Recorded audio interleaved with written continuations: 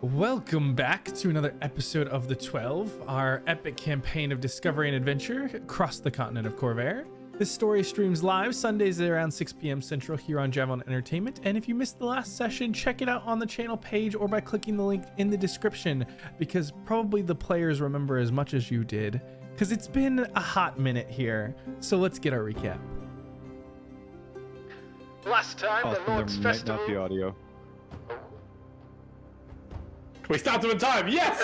I was hoping to get 2 chances to listen to it.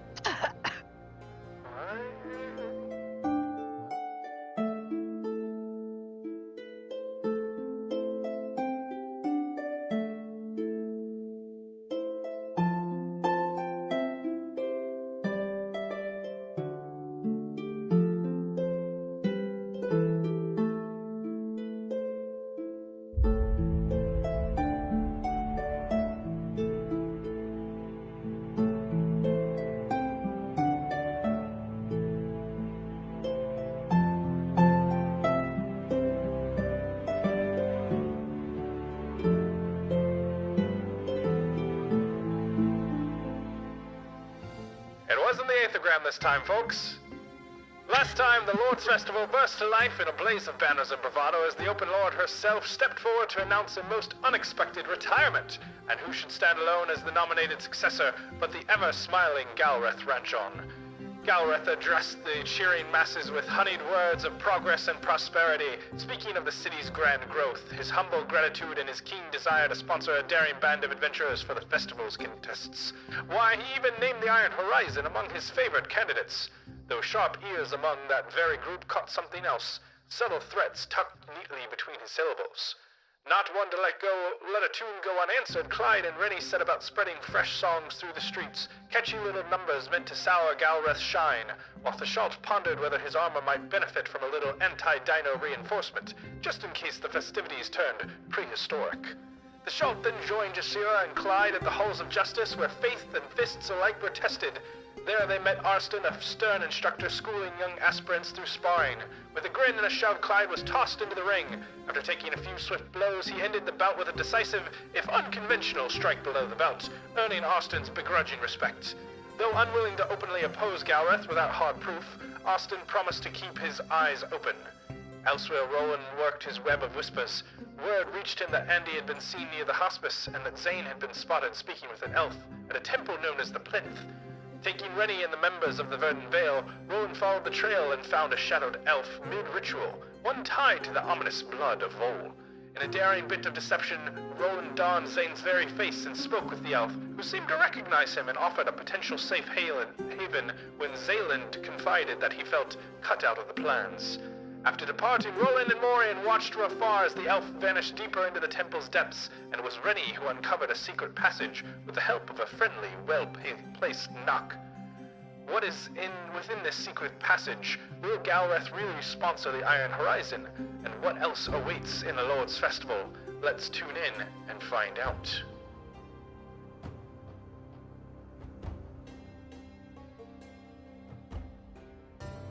Yeah, I have no idea what is screwing up. Before we get into it today, everybody, today's stream is sponsored by Galreth Ranch. Oh, that's right, baby.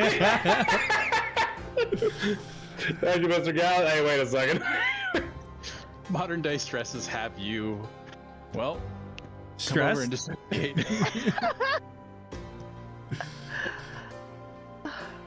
Wait, what was it called? Dream Lily? Yes. Come live your paradise if the world's got you stressed. Tired. Ranch on opioids. Another idea. We've already created an aerosolized bomb of some kind. Can we recreate that and fill it with Dream Lily? That would be exceptional. That would disrupt That would be the festival. We could open a nightclub with that shit. Tired of terrible times at the party? You need party bomb. It's no longer a We have bomb. so Combat. many. This is a political device. We have so many non-traveling party plans. It's great. Technically, all So bombs many in combat business are ventures. eventually political devices. Huh? War is the ultimate end of diplomacy. Oh, goodness. All right. Womp womp. Well, you all have now been within this. It is the 7th of Sephiros. Tomorrow is when the Lord's Festival officially kicks off. And it is early evening now as the sun has started to set. And you had been perusing around this plinth, and Roland, you had talked to this elf and then seen her kind of disappear somewhere, seemingly within the temple. And upon taking a closer investigation, Renny, with a pleasantly focused knock spell, had revealed this thick, heavy door secretly inset into one of the walls that had just popped open. What are you guys doing?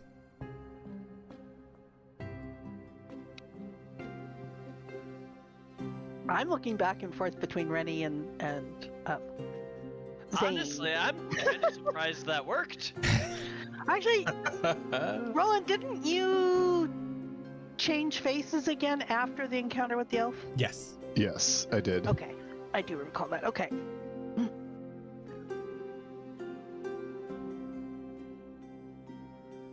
Well, guys. Looks like that's where they went. I'm going to reach down, pick up a pebble, rub my thumb across it, and it begins emitting a dim light, and just kind of chuck it down the hallway to ding ding ding ding ding. Yeah, absolutely. And you see as the small little light, it's actually not a hall so much as a steep stair down into this darkened chamber even below. better. And you watch as it just Even better. bounces down quickly, and it's only maybe The glow 30 stick down the well. yeah, it's like 30-40 feet before it drops down into the base, and it's at such a intense it's almost a ladder with how steep it is that you can still see the stone sitting down there at the bottom, even though it's a good ways, like 40 or 50 feet down. Shall we? After you, darling. I was afraid you'd say that. And I'll start heading down. We could let the party leader go first instead. Isn't here.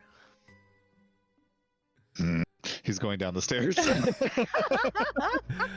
Roland, as you begin to approach down this staircase, the light from your stone emits kind of around the darkened entrance, but the stairs abruptly lead to a small chamber facing forward. This darkened, almost obsidian-like stone, and this red glow from above that kind of cascades down, and you see this interlaced black pattern on what almost seems to be like near marble flooring. It still looks like stone, but it is so worked and smooth that it is near elegant.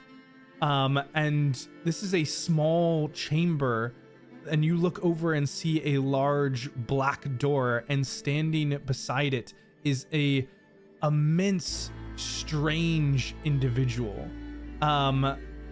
This hulking, not quite armored entity, but very close. And what is really just absurd about the individual is that the helm that they are wearing, it looks like a knight's jousting helm, but almost like a hammerhead shark. It has these wide metallic flanges out the side that extend probably 6 to 8 inches past the shoulder. And there is a long black cloak over this darkened black breastplate, and just this long crimson colored red, almost like skirt. I feel like I should start dodge rolling. And they just wait beside the door.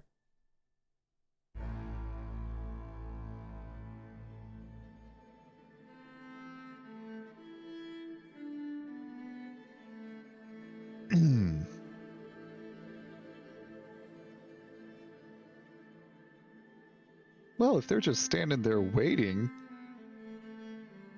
I'm gonna take a good hard look at them.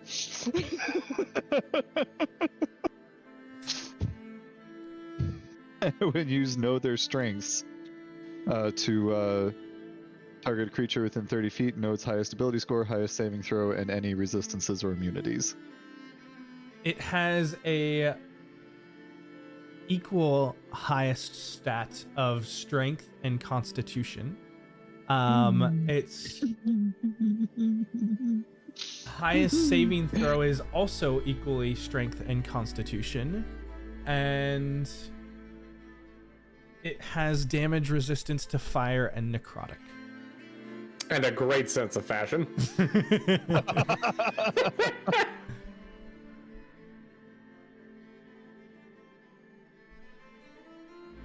Is anyone else coming down the damn stair? Well, yes, I'm coming down behind, and I'm definitely thought reading. Oh yeah, I'm here with you. I'm not. I mean, can we introduce ourselves? He sees us, right? What do I get when I'm thought reading? You don't get anything. I don't get do anything. another insightful manipulate or another hard look, and this time for a different aspect, and see if I can find any chinks in the armor or openings, just in case. Yeah, give me this at disadvantage. Oh yay! And I'll turn off guidance. In the meantime, it makes sense that he saw us too, right? And is just standing there looking at us. We're off to a great start. I mean, I can't believe your that one's a 10.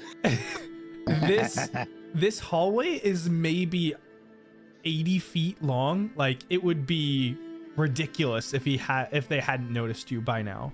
And shocking maybe nobody with that natural one, but you get observance and can learn an ability That's score. okay. That's actually choice. what I was going for. I want to know what its strength score is. Oh boy. Its strength is a 20. Okay. I'll introduce us. Okay. Which means its con is too. The Iron Horizon. I clap my hand over Rennie's mouth. Like, no, not Not yet. now. Let's not engage this one just yet. He sees us here. Like, I'm gonna wave at him. This guard doesn't move, doesn't acknowledge anything with just the wave. Okay. We know this is here. We can go back up. We can go further down. We can get friends. Let's go back up. Do we want to ask him if they came this way? Not really, but Something tells me that asking that one a question might get us an answer we don't like. And maybe want more friends around to hear. What makes you think that? Darlings, I am so sorry here. I thought that this was the way to the restrooms, but it's clearly not. Don't know what that is, but let's try the next door down. I'm sure it was one of these in this side of the room. And Morien will turn and start heading back up the stairs. Are you coming? Yes. I will follow Morien back up. Renny, are you following as well? Can I potentially make an insight check to suppose whether or not I think he was charmable? Sure, but it's gonna be at disadvantage. Because I don't see his face. Yeah, that's in part. reasonable. He also has some ability called inscrutable or something like that. They look humanoid, but other than that, it's tough to find anything to go on to be concrete. All right. I have an idea. I want to try something, friends. That Morien and I get to the top of the ladder. Where the is Renny? And you see Garrick and Redbeard, who haven't even made it down yet. Like, they just got to the temple. We're kind of looking around, like, see you in the in this opening of this doorway, and like, what are you doing? And you guys are looking back down at Renny. all right. I am going to try and cast a spell. I'm going to do this. I would like him to make a wisdom saving throw at disadvantage if he is able to be charmed.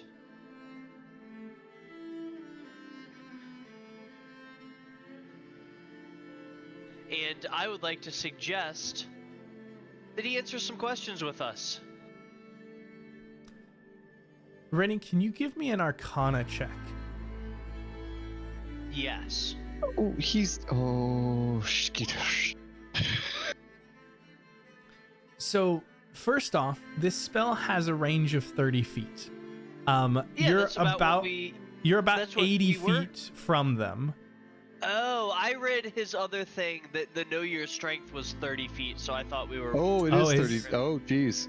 So I thought we were by him. Yep, I apologize. I missed that Never as mind. well. I missed that too. I'm not going to go get within 30 feet if we weren't. I figured, okay, like, we're able to approach him and nothing happens.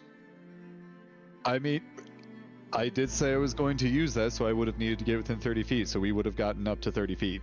All right. So we'll say in this moment then that you guys had kind of inched slowly, and that this entity had been kind of shrouded, and so you had to get close enough where this red light from some unknown source above was kind of cascading down enough to get this sight of them. And Roland, you were able to get these details, and you and Morien kind of turned around to head back and made it to the bottom of the staircase just as Galreth and Redbeard are kind of at the top. And Renny, this is when you go ahead and cast this spell. Gareth.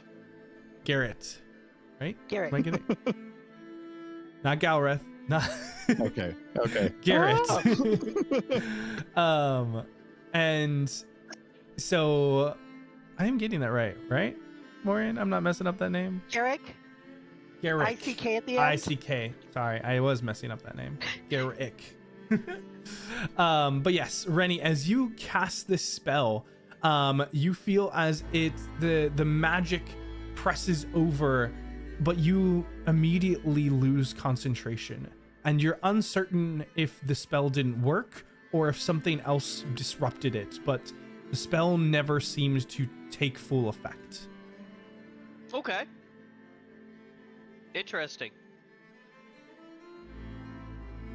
I guess I'll walk back to my friends. As you kind of turn around, Renny, you hear the voice. Do you have business here? I think so. That we needed to. We were following somebody, right? That we had lost. You were. We Whether or don't not you want really to reveal admit that. we had negative intentions. No, I don't know. I talked to everybody. I was explaining that we were following somebody and we didn't see where they went, and then this door opened for us. So I figured they'd went this way. Did somebody come this way? You are not consecuted. I know not your face. So you have no passage into this place. Do I know what consecuted means? Make a religion check. I know what consecuted means. It means we're getting out of here. Renny, the Blood of Vol is a religion that is more common in Karnath than anywhere else. And it's not unusual to run across them. And while very taboo, it is not an illegal religion. But there are many rumors that surround it. And its history of within the necromantic rites and magics. You have heard before that those who follow the Blood of Vol are known as seekers, or the seekers of the divine within. And to become a seeker, you have to undergo a process known as consecution. What that entails, you have heard plenty of rumors and legends, and you have no idea if any or all of them are true. I'll thank him for his information. Be like, all right, that I appreciate it, and I suppose I will head back. I am in fact very unconsecuted. That thank you for your time. There seems to be no response, but you are free to move. All right, I'll head back up. Hey guys, I'm pretty sure that our quarry went this way, and was she a Volite? She was, yes. So was the guy down there, and she almost certainly went this way then. A Do we what? want to kill him and follow her, or what would we like to do? Somehow magic didn't work on him. I'm not quite sure why. So I'm probably not very useful here, but what are we thinking? I think we need more friends.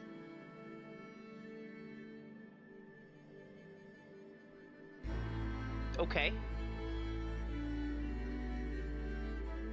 Or we Way to can make keep friends. going down the stairs to the bottom and see if Big Boy's boss over there is down at the bottom.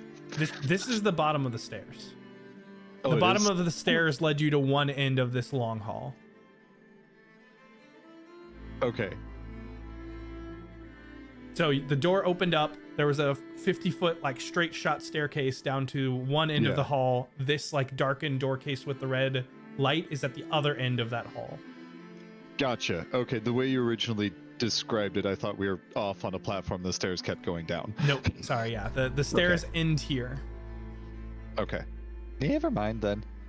As I hang up to the top, I'm gonna snag Garrick and Redbeard and very briefly whisper to them what we just did. So do we suppose time is of the essence? Do we want to go pass through that door quickly? Or would we rather take the extra time to get everybody and our quarries then that much further?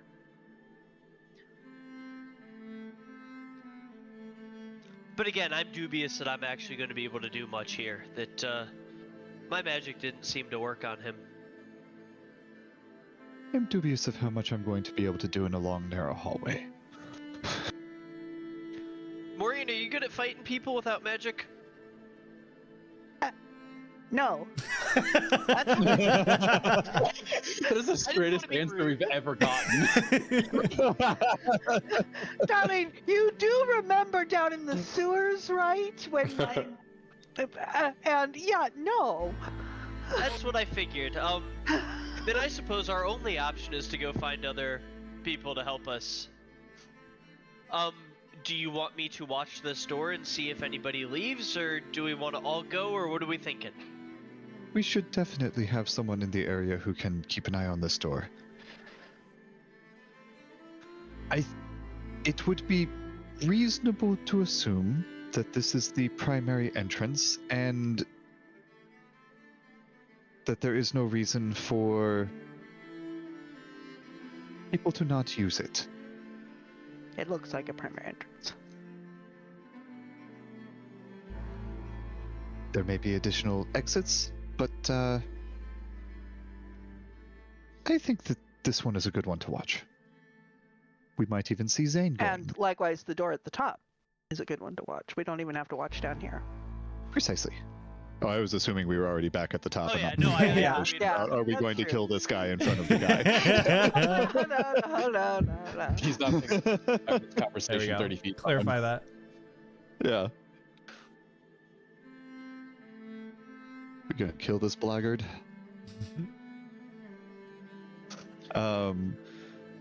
Would you rather Yeah. watch, or would you rather get our friends? Yes. I am not the most, and he'll tap his dead eye, observant.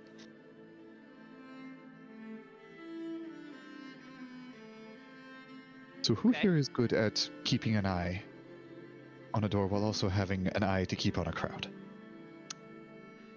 I am not great at not drawing attention to myself. Normally, I would love to accommodate you, darling, but unfortunately, I have a bit of a commitment here. I had just spent some time whispering with Garrick and Redbeard, so I'm saying this right after that. Mm-hmm. So you've got to find your friends, and one of us should find our friends. So that means either Roland or I need to watch this door. And at this point, Garrett kind of speaks up. I think one of us could still help out. At least ensure we have two of us here. That sounds good. I can make your eye work better. And I can definitely disappear in a crowd. All right, I'm gonna enhance ability on you so you can at least kind of make a check. That would be exceptionally helpful, thank you. For wisdom for perception? Oh yeah. Thank you. Cool. Isn't it so much more useful now that I know I'm magic and can cast spells? Instead of just pick a card, any card. Ooh, a spell. What is the Although I would've duration? paid money. On I would have paid money to see enhanceability? you cast it on him. An Yeah, hour, I It think. was a long time. I don't remember. Yeah, I want to Oh, say it's like an not on there. hour. Interesting. It is. To the wiki.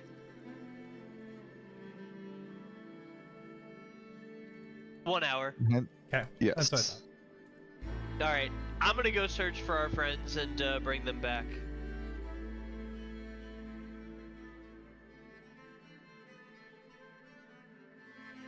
All right. And I'll kind of find a corner, do another quick change, put on a random face, and just be attentive at a shrine that has a good view of the door and the crowd. Okay. And Morien, what are you doing in this time? Well, so is Garrett gonna stay here? Yes, It sort Garrick of is. sounded like he intended. Okay. Garrick is going to stay here with Roland. He Okay. kind of acknowledged your decision and can still do what he can to support, but knowing Okay. you also have Redbeard and Alma here as well. Okay, so I'll nod back, and I'm gonna take Redbeard and Alma. And let's see, we're at the Plinth. Would you like me to move I you to the don't- map? Would you please? Of course. And could you shift ping me to the Plinth?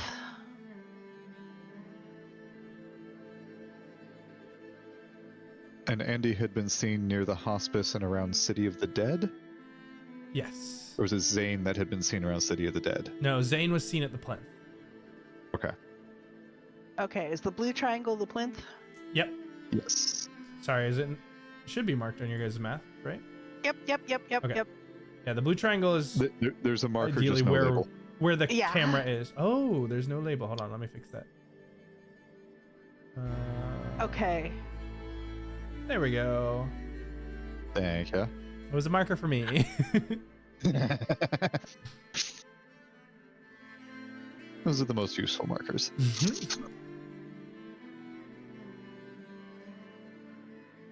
We are almost Okay. nearly across the city from each other. Yep.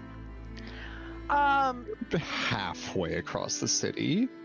Actually, no, a third. We're And we're practically not- in neighboring neighborhoods. And we're not No, anywhere near he's at any the Hands of those. House of Inspired Hands. Oh, never mind. Yep, you're screwed. I was like, I'm pretty sure I scrolled the entire length of this. It's like, is there more vertical? I mean, we could technically be 2 more degrees of separation apart, but yeah, you're across the entire city. Okay. Well, so we're I think I want to take them over to the abandoned place that Andy had gone, which isn't Okay. very far from here. Sure.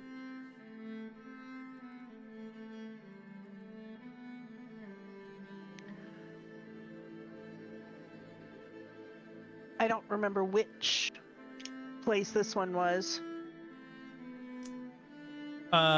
This one is just a small warehouse in the dock ward, kind of right on the edge of the dock ward and the castle ward, and so it's one of the like nicer mercantile warehouses. And this was one of the ones that had Okay. smuggling spaces. So, when we get into there, let's see, so it had smuggling spaces.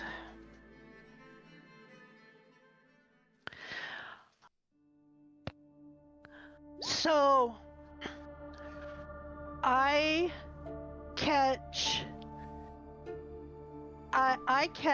Alma and Redbeard up on what happened at the Plinth and what we found, and the fact that we found it by via an elf who had been seen talking to Zayne, and we confirmed that. And we confirmed that through Roland's subterfuge. And, given what the Black Knight said, Blackguard, whatever, said down at by the door. Your alarm's off. Just not. So I think,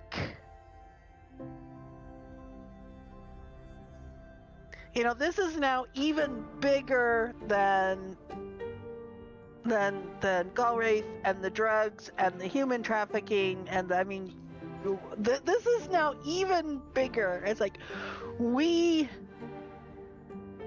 need Andy to commit. We need to know what she's assuming our role in this is. And I think we should give her an ultimatum that either she commits to us right now or we're out. Redbeard kind of looks at you. What exactly ultimatum did you have in mind?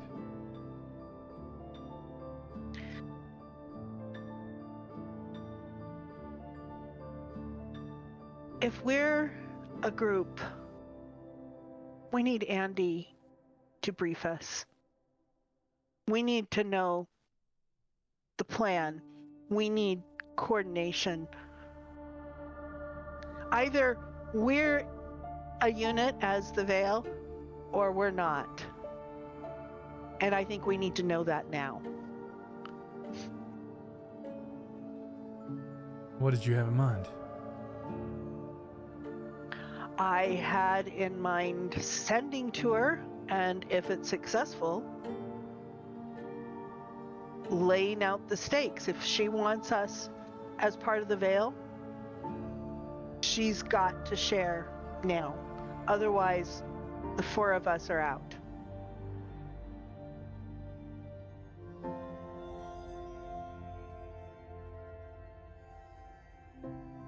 I mean, if you've got something that you want to try, be my guest. Alma?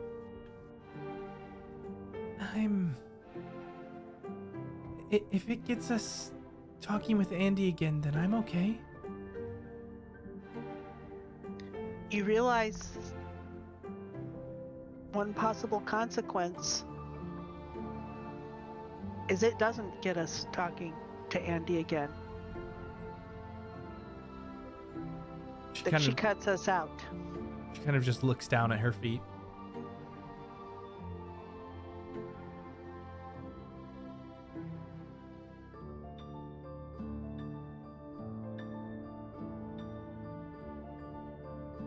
Morien makes no move to push her. Just lets it wait.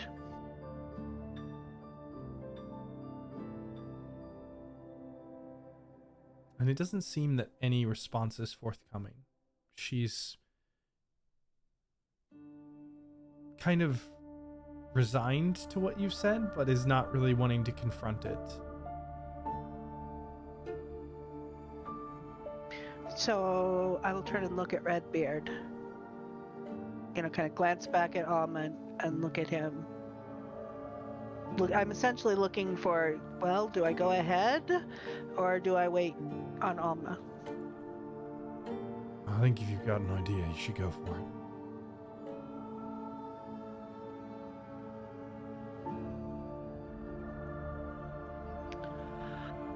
Okay, and I cast Sending.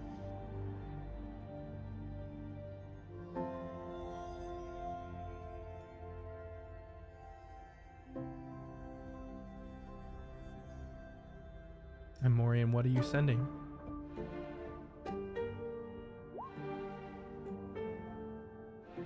Andy, if you want us at the Veil, as the Veil, you must share the plan and coordinate now. Otherwise, Morien, Redbeard, Alma, and Garrick are out. I counted, it falls within the 25 words. There's about 30 seconds that goes by before this like long waiting in your mind of someone who just sent like a terrifying text message and is now waiting to see if the person read it and to see if they're actually going to respond. We need to talk. Yeah. And eventually this voice comes through. What in the hells are you talking about? We always strategize the day of. I haven't been able to find anything else on the events. Did something happen? What's going... And then it ends.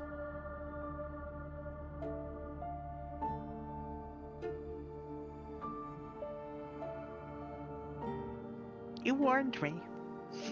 I tried. You warned me. Oh.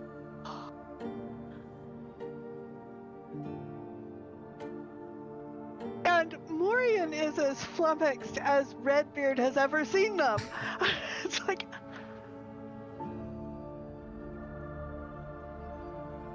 What'd she say?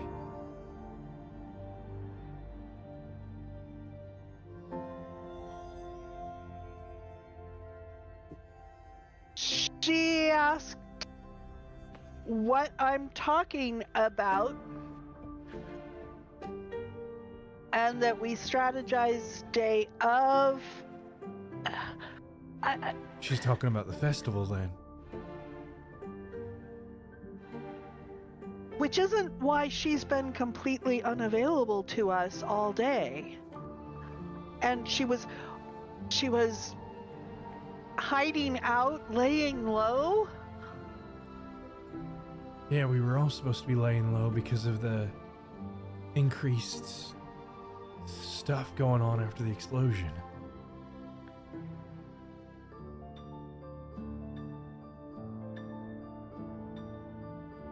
So was that Andy? It was sending. Oh, was it Andy? I guess I should say all the references to Andy in like the books and such, and anything that's suspicious about Andy, was that Andy?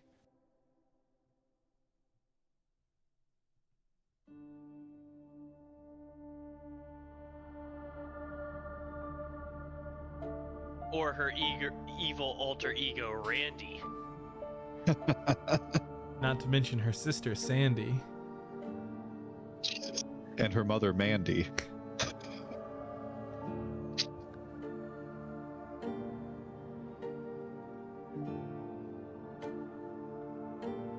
So...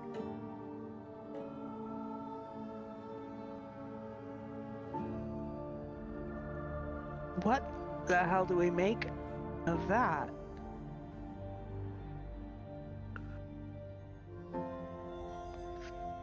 I think we need to talk to her. Well, it sounds like she's planning on being there in the morning. Unless there you got a better idea of how we could talk to her before then.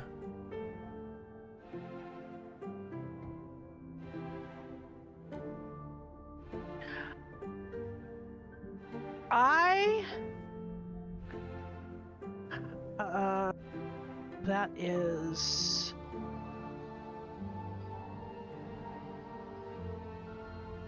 I'm going to go...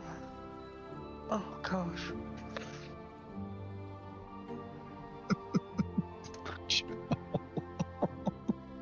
Well, I can tell Andy to meet us here, and maybe she's intrigued enough by not knowing what the hell I'm talking about that she would actually come this time.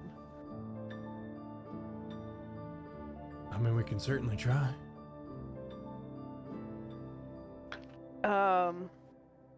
Let's see.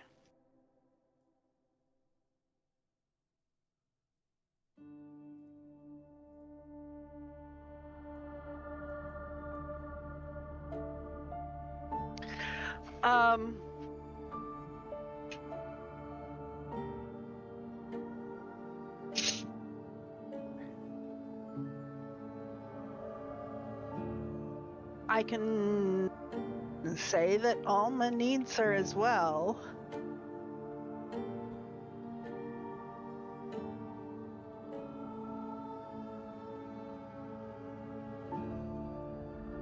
I don't know whether she does or doesn't know.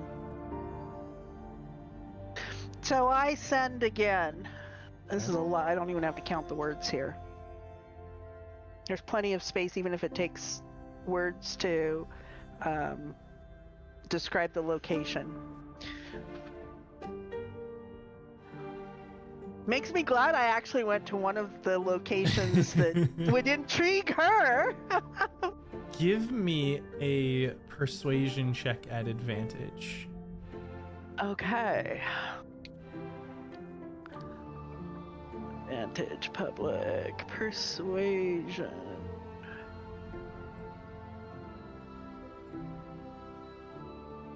There is a long pause as the seconds tick by, the minutes tick by.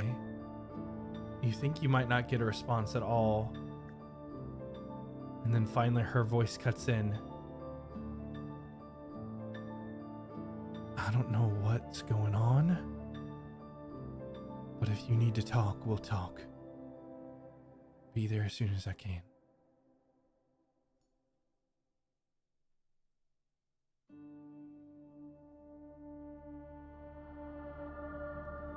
Morien, as you sit with the others of the Verdant Veil waiting, Roland, I'd like for you in this time to go ahead and give me a perception check at advantage. Alrighty. And you know, I am at a shrine, so it makes sense that I'm praying, so I'm gonna add guidance.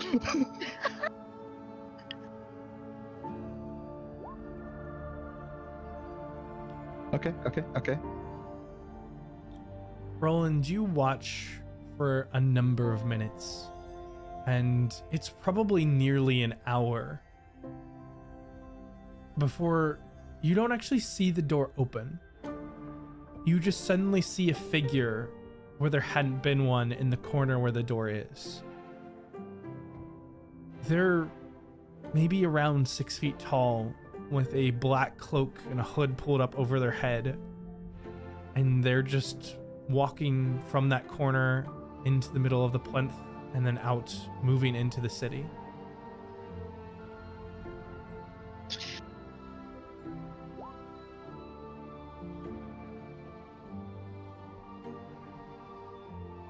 I'm gonna put a hand up to my ear and tap the message earring that I have, and send a message to Garrick saying, "Keep an eye on the door. Someone just came out. I'm going to follow them." Got it. You can reply to this message. all he says is just got it. Just straightforward to the point. Morien used message with him not 10 minutes ago. Yeah. Where did you receive a collect call from? Holy shit, there's a guy, we're gonna follow him. Yeah. I'll start following. All right. Wearing a generic face. Yeah, just give me an investigation and stealth check as you do this. And in the meantime, Theschault, Clyde, and Jasira, you had been making your way back from the halls of justice, back towards the Hospice, because the Seventh Eye was still uncertain how safe it is. Is there anything that the three of you would have planned for the rest of the evening? Oh, well, I guess we weren't really planning to... we were kind of planning to meet up after everything. I'm trying to think of if we would have had like an expected time that they would have returned. I don't know if we really did. I don't think we did, but I should probably go talk to Mr. Why does his name always escape me? This Drago. Drago Sarhane. See, the Sarhane's where it loses me. Like, the Drago makes sense, and then I think Sarhane, and then I'm like, who's that? Anyway. I'll just ask on our way back. So do you want me with you for this or not? Because otherwise, I'm gonna probably go look at my plating and see how much of it got dented up. Why not both? Maybe come be like an extra set of eyes. but maybe I can get him to talk to me. Well, Sure, I'll come He's one of the accompany you, silver, like he's one of the Silver Flame, right? So that's kind of a big deal. Maybe they'll also be kind of against. I'd like to power. hope so. They're also much more fanatic, so if we ever have a chance to... Like, he just made turn himself someone out to to our be kind of a side and big who's committed. honcho, so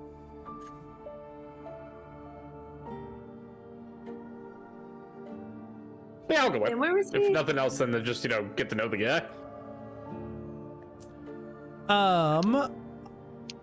We'll I assume we had a floating invite that gave an address.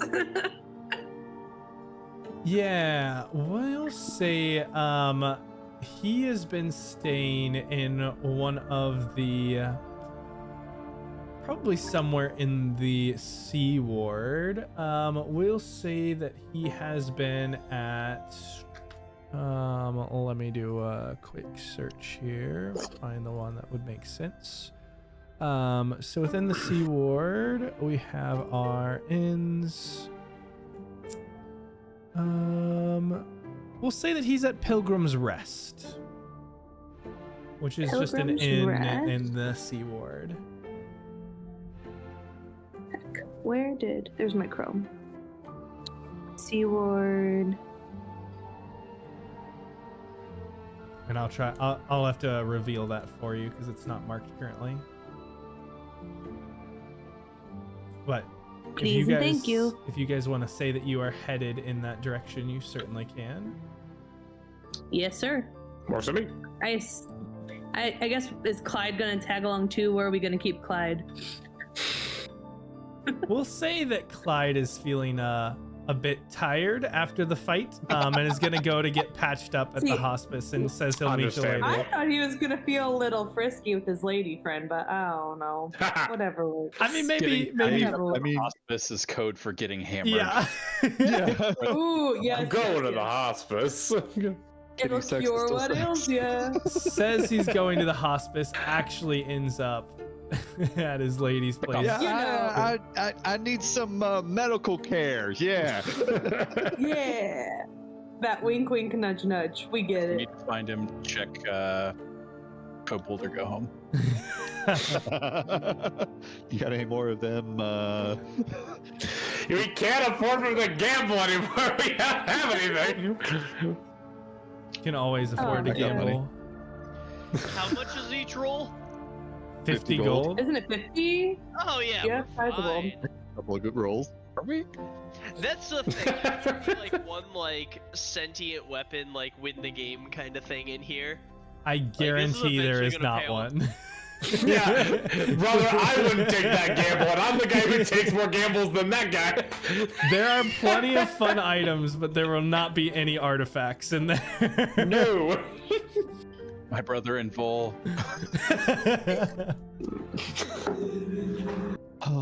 He's trying to be Also, the favorite customer. I think it is incredibly ironic right now that Boko is in my fucking workshop and I'm investigating a blood cult. Yeah, I'll tell you, a real character arc for both of y'all. Just how it goes sometimes. All right. Proud of you. So Jasira, you come upon this. It's nothing incredibly fancy, but everything in the Sea Ward is nice. And so even their average inns are still on the upper edge of price and quality. And so you come into this inn, and it's a moderate size, but nothing too raucous going on. There's some soft music, but it's all instrumental as you're playing. And as you enter, you actually see Drago is just kind of sitting on the side reading over a book in the corner, just with some food for an evening meal that he's kind of tasting. There's a handful of people around in this kind of open kind of lobby area. Whew. Okay. Well, he's gotta go talk to him. That's all we gotta do. Okay. People make me so flustered. So she's just kind of like anxiously like kind of pat herself, make sure there's nothing standing, like no stray hair or nothing weird. She sees she's in a nice place. Just try to freshen up a little bit. Oh wait, I brought that soul? Damn.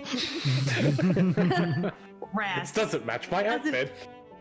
I was just I about know to what say will go that. perfectly with this. Goes outside and beats somebody to death in the alley. Honestly, that'd be a really cool trick if I could guess what color stone they're gonna be. Sea monsters is one thing, but people, you just have to creatures, learn to ooh. read people's aura. Yeah, no. Maybe on my nightly meditations, I'll work on that. Oh. Yeah, she'll just kind of attempt her best to compose herself and shuffle over in her awkward way and just kind of say, "Is this seat taken?" Oh, Jasira, I wasn't expecting you tonight, but please take a seat. And oh, Master Theschault, good to see you as well. Good evening. I would just take a seat probably next to Jasira. Just let her kind of be the focal point of the conversation. And you see his posture is like immaculate. He sets the book down with like one leg crossed as he's like relaxed, but also just everything is perfect angles. Of course it is. Dang it. I know, right? So I'm envious of his poise. He makes us look so sloppy. He's making Yeah, it was sloppy, that's for sure.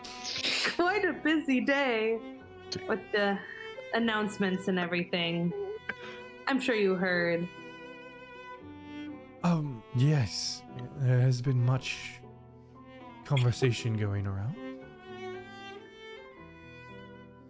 Yeah, so we're just kind of around town because and she kind of like lowers her voice a little bit. We have some concerns, and we just want those that maybe have a little bit more notoriety and standing than ourselves to be aware in case something goes awry. Yes.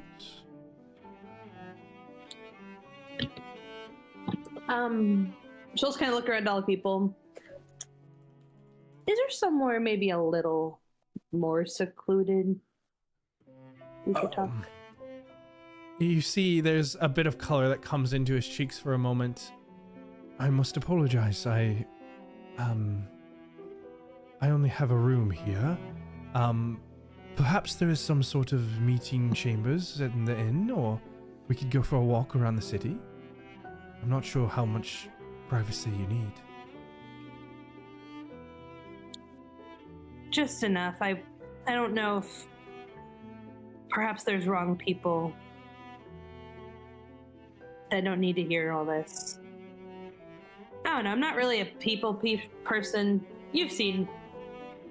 And she's just kind of like talking with her hands, a little like jittery, like clearly kind of out of her comfort zone, trying to be eloquent, yet kind of fumbling over her words a little bit.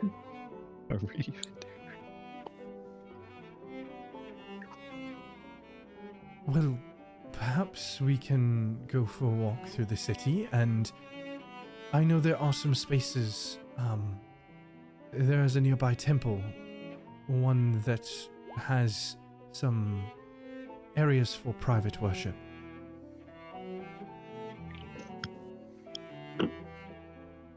That might be perfect.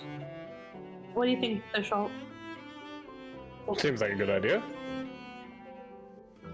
Well, I will lead the way then.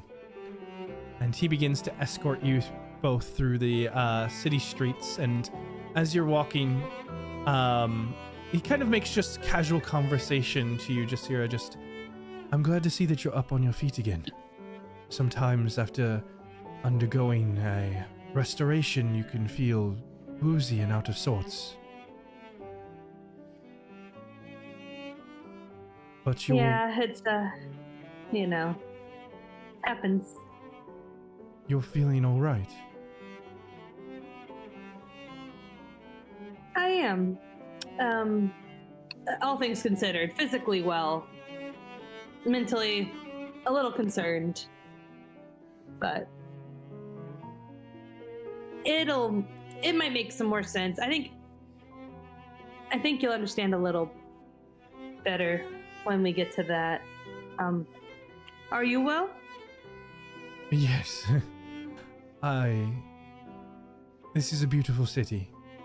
I am often traveling, but very rarely do I get to really enjoy the best moments of the places around me, and so this is a welcome change of pace, if for some slightly unfortunate circumstances.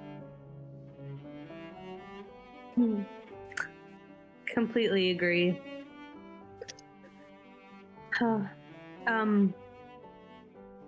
Random question. So, what's your star sign?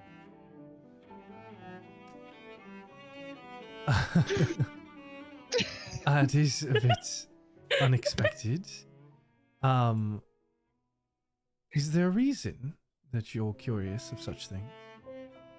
I just was reading about them lately. They exist, of course, where I'm from, but not really spoken about. People are kind of, you know. And apparently I'm a watcher, which is really strange. I guess a lot of people try to avoid those. Oh no, I just thought it'd be kind of interesting. Yes, those born under the moon of Cypherus have a taboo history, but they should be celebrated as all for their own unique gifts. Often those under that moon are just misunderstood. For myself, I was born under the moon of Therendor, the 3rd month. And what's special about that one? Therendor is known often as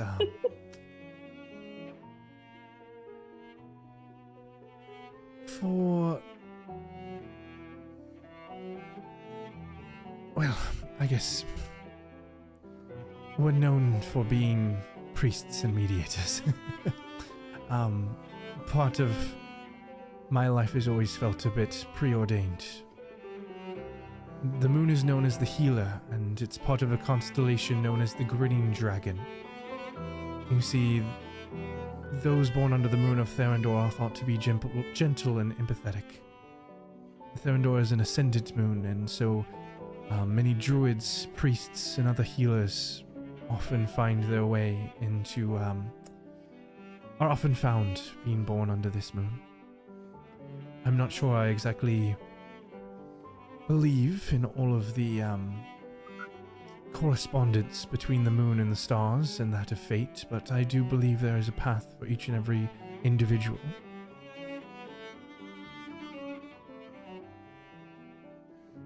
Seems like yours and mine describe ourselves pretty well.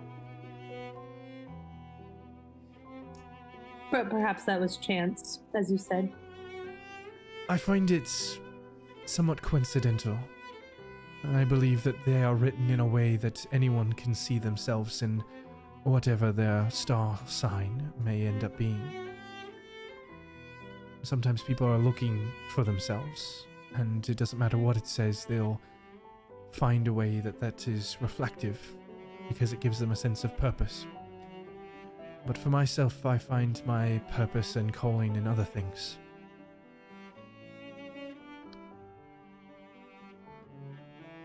Such as your ministries, perhaps, then? Yes.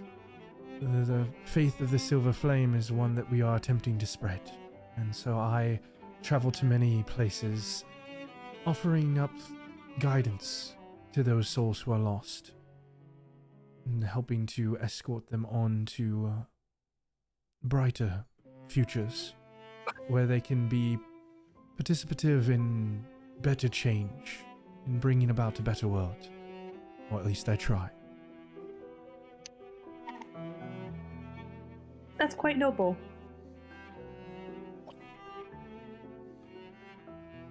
I don't think there's enough noble people in the world. I believe that Of all the planes. noble intent is nice, but oftentimes people have what I've heard called in other cultures a secret heart. Something that holds their own independent motivations. And no matter how noble a cause may be, we are imperfect creatures and led by impulses of the heart.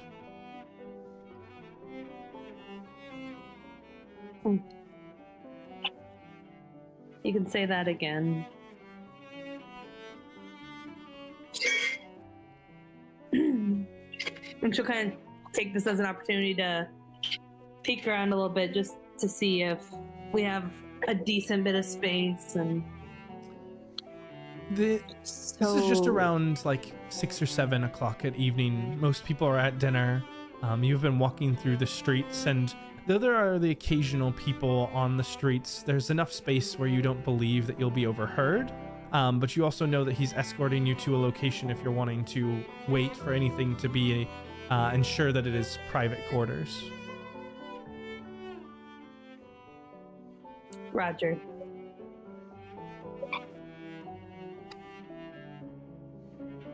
She might just take this as an opportunity to just give some backstory on herself a little bit. So she'll kind of,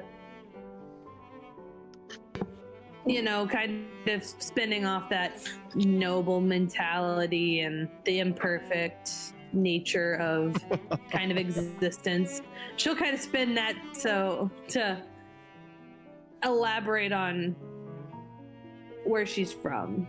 I'm from a bar and This is great. He's literally a knight in shining armor, and you're playing the damsel in distress. and her hair's already cut short, so it's fine. She's basically tangled. It's cute. Mm-hmm. Oh, and it means you have to tuck it behind your ear that much more often. Galreth is the And then there's the shawl in the evil background. mother. Oh my gosh, what's the Wow. Pascal. Background He's is pickup going. He's Pascal. Yeah, exactly. What was that, Bree? Theschault, who is completely undone. Theschault is Pascal. Placed on the counter and is wrenching on it. It's Pascal. It's so cute. It's so cute. So she'll kind of she'll kind of describe Mabar and a little bit about her childhood, kind of explaining the customs of the Pallid Elves.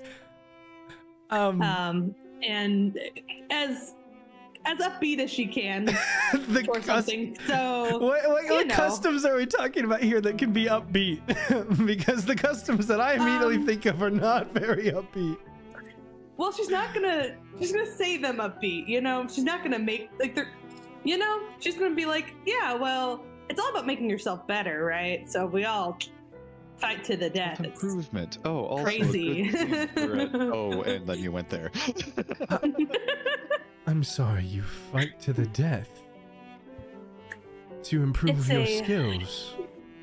It's ages-old custom. that seems a bit brutal. It is. It's not really pleasant, and as you can probably imagine, I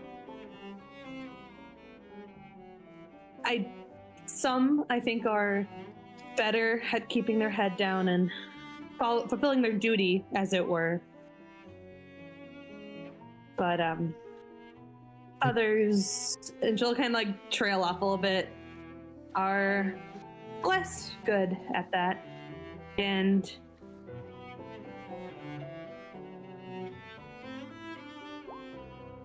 He puts a hand on your shoulder and just I can't imagine what it must have been like to go through that. I can understand wanting to escape it all.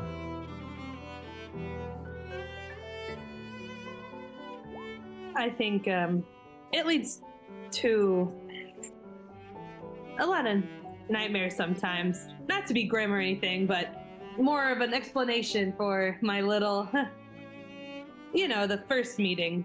Not first meeting, second meeting. We can't keep You meeting this know, way. yes, that one. Yes. I Closer to remember. that. Yeah. Yeah, and she's kind of, this is where she's kind of scratching her head a little bit, embarrassed, and she does kind of, her hand will reach up to, I think it's her left ear. I haven't looked at that note in a second. I think it's her left ear that has her brother's earring.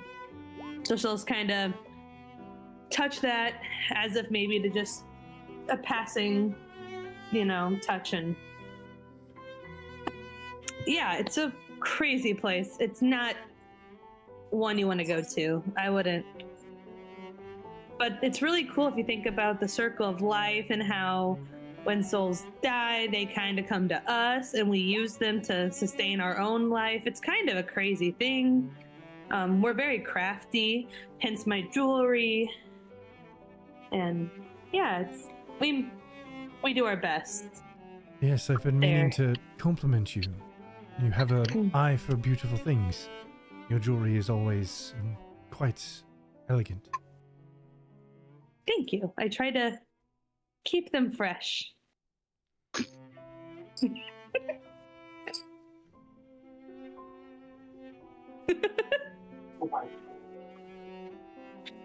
And I think at that... I need to not look at a chat. yeah, I know.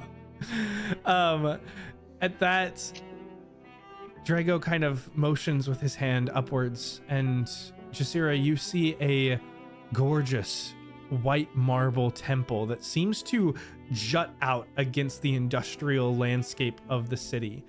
Even in the Sea Ward, it's still dense with thick buildings and bright lights, but here there is beautiful ivy, there's small little fountains, there are these marble pillars that reach up, and this is like a slice of paradise set into the city.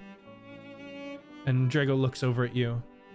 This is one of my favorite places to go. It's known as the Temple of Beauty, often for whatever you're desiring to find, you can find something that will give you peace within its walls. I thought it might be appropriate as you looked quite distressed. Perhaps it can offer you some solace. Shall we? I do hope we can find the beauty in this. Absolutely.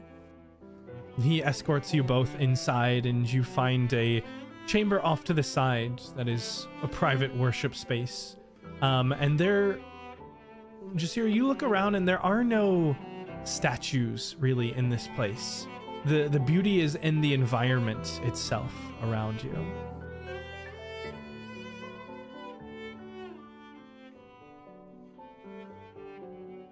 It's so breathtaking. I And agree. clean. It reminds me much of my home country. Oh, where are you from? I'm from the country of Thrain.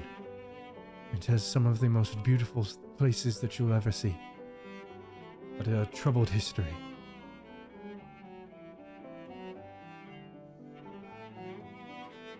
That seems pretty common. But it's great that beauty was built on it. That is all we can hope for, I suppose. So, what is it that you had to discuss with me? Okay.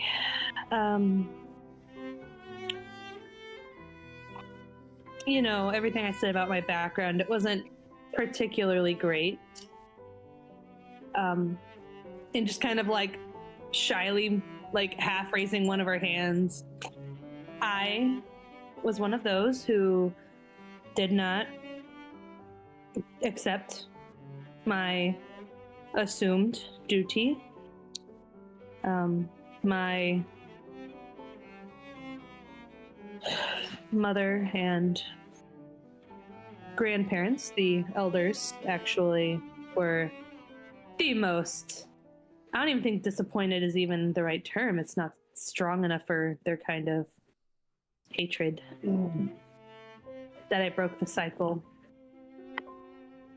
and took kind of fate in my own hands. So then I asked a way out, which associated me with this. I don't know if you know him, the Gilded Man.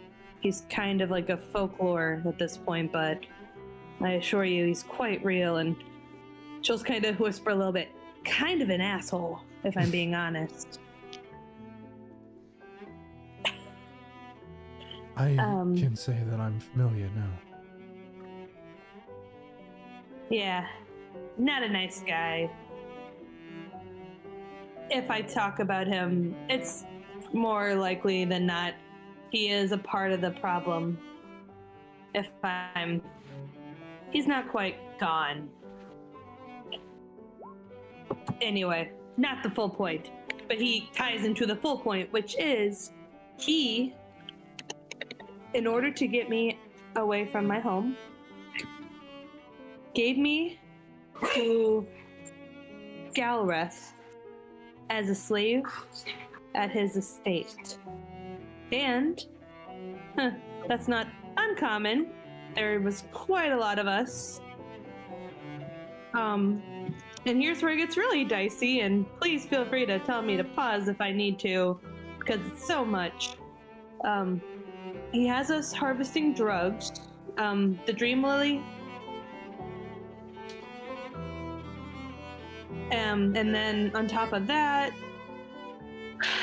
you know, my friends, I guess they're my friends. I'm not used to having friends. We tried to do a little espionage, as one does, because we kind of knew he wasn't a good guy based on my experiences, and we were looking for one of my other friends who's also a Pallid Elf. I still don't know where she is. I'm afraid he's done something unspeakable to her. But we went to the estate. We found the most creepy and horrifying laboratory underneath his estate, with some like weird sciencey experiments and something along the lines of like unkillable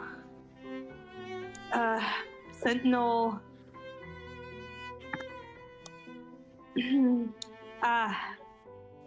bodyguards, question mark? I don't know how else to put it, but we could not kill them. We could only kill them for like 5 seconds, 10 seconds, 30 seconds, and then they'd be up and ready to murder us again. And that's not where it ends. We're pretty sure he had a nice veiled threat at the opening ceremonies to our group, and I am fearing something very bad's about to happen. This might be a major power grab. We're trying to warn people that might listen. I don't have any hard evidence except my own personal experiences. Or I guess we have no proof that all this is under his nose. And perhaps he has someone doing his bidding for him, so he has no direct ties, but he scares me. He scares us, and I have a feeling he might have something to do with the exploding tower, but that's my opinion, not necessarily my group's opinion. Oh, and she'll just let out that big sigh, and just like her shoulders kind of fall as she just lets it all out. And Drago certainly looks a bit like caught off guard at the amount of information that is delivered, and like gives a glance over to Theschault to be like, get any confirmation that she's actually in her right mind, as she did just recover from a significant event in the hospital. All right. As he looks over towards me, I'll just running through the streets naked. Also true. Yeah, besides the point. Oh yeah. I'll nod to him and just speak up. Despite how insane it may seem, I'm afraid it's true based on what we know, and trust me, outside of what I would expect as well, as far as, normal every day, but pretty much all of my days haven't exactly been normal every day ever since meeting these folk. Well, this is certainly unexpected. And you can see him trying to get composure and find words of encouragement here. And eventually he reaches and Jasira touches you, just kind of holds your hand, and you can hear him talking, and Theschault, you hear him speak as he says, "Whatever I can do to help protect you and your friends, you can be assured that I will do what I can, but my power is limited in this city. There are few that, well, the influence of the Silver Flame does not go as far here as it does elsewhere." And Jasira, the words don't even reach you. As soon as his touch hits your hand, there is like a line of fire that races up the veins inside of your hand, up your arm, and to your heart as you feel just this searing pain almost. Your eyes start to go white slightly and your ears have that ringing moment as you try to regain composure. But it is like this momentary flash that comes over you. Hey, she's way too young for hot flashes. First of all, you're right. Second of all, trying to be serious here.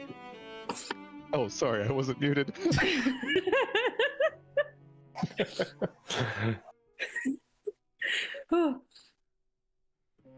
She'll just kind of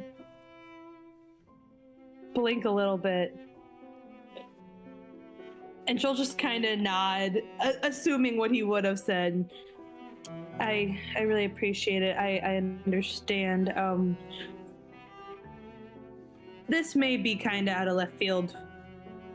Again, I'm so sorry. You wouldn't happen to be maybe related to the Prince of Thrain in your lineage anywhere?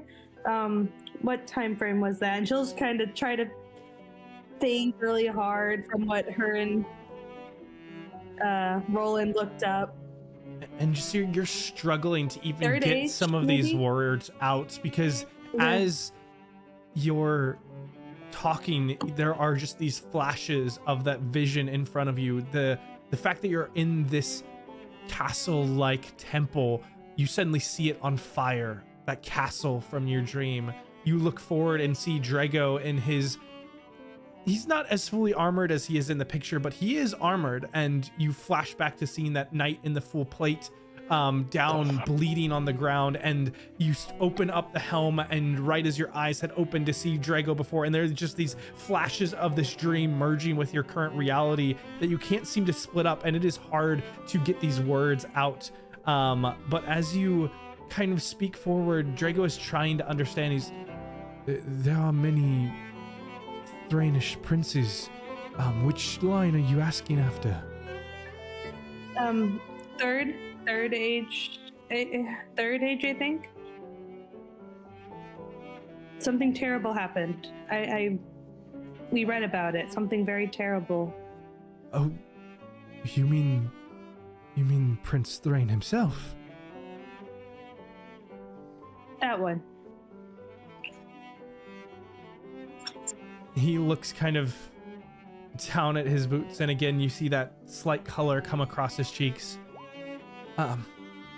There have been those who have told me I bear some resemblance to the prince. I've tried to grow out my hair to avoid such things, but it has come up before. It looks nice.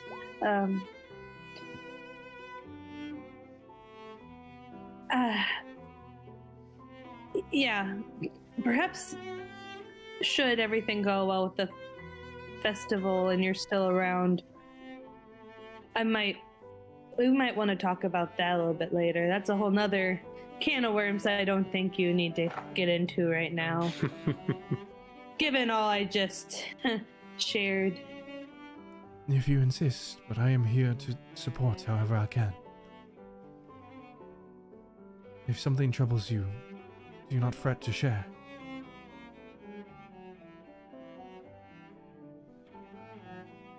Oh.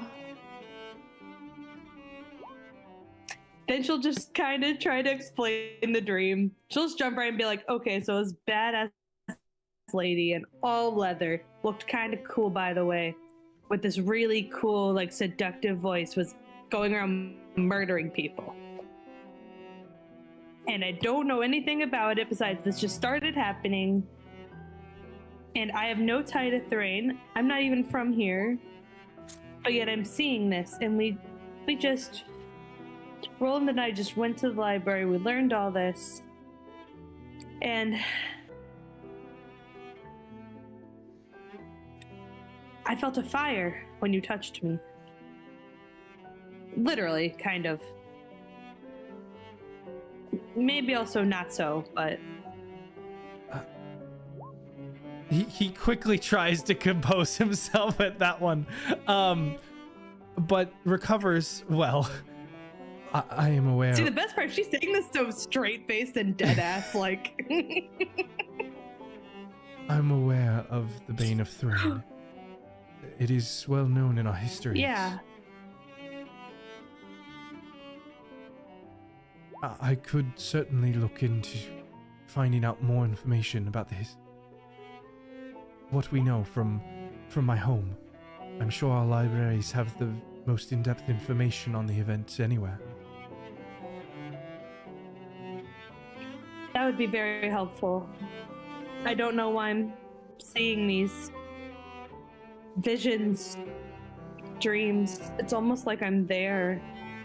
It's often worse. Somehow it's like I'm doing it, but I don't know. I don't know. I'm not them, I think. Well, you were asking about star signs before. My faith puts much more emphasis into the prophecies that can be imparted by dreams and visions. The divine spark that flares within you. If you would like, I can commune with the silver flame to try and interpret what you've seen.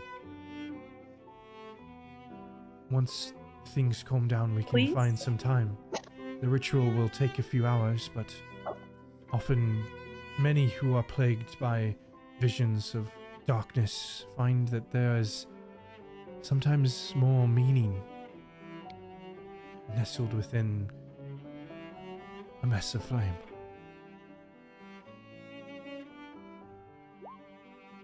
I would quite appreciate that. Well, I will send word, try and see what feel can like I be... have so many questions. I will send word to our libraries and see what can be uncovered about the Bane of Thrain. In the meantime, are you in any danger? I can be at hand. I am a powerful priest with magics and not untalented with the blade as well.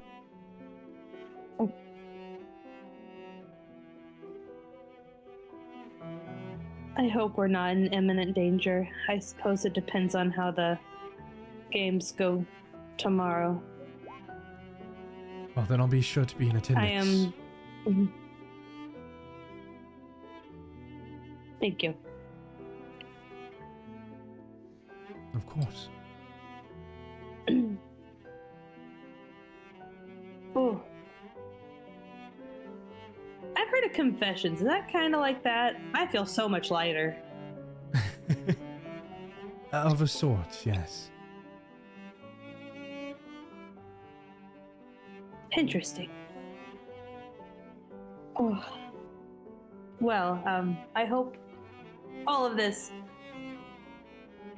very diverse information has not ruined your evening. No, not at all. This place, and he looks around, this place is always welcome for me. And I'm happy to have been whatever support I could be and can be.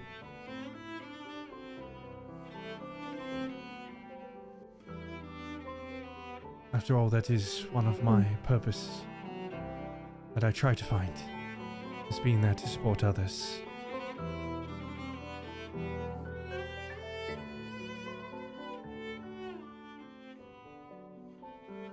Well, you've already done a great job. I mean, I keep having problems and you keep being there, so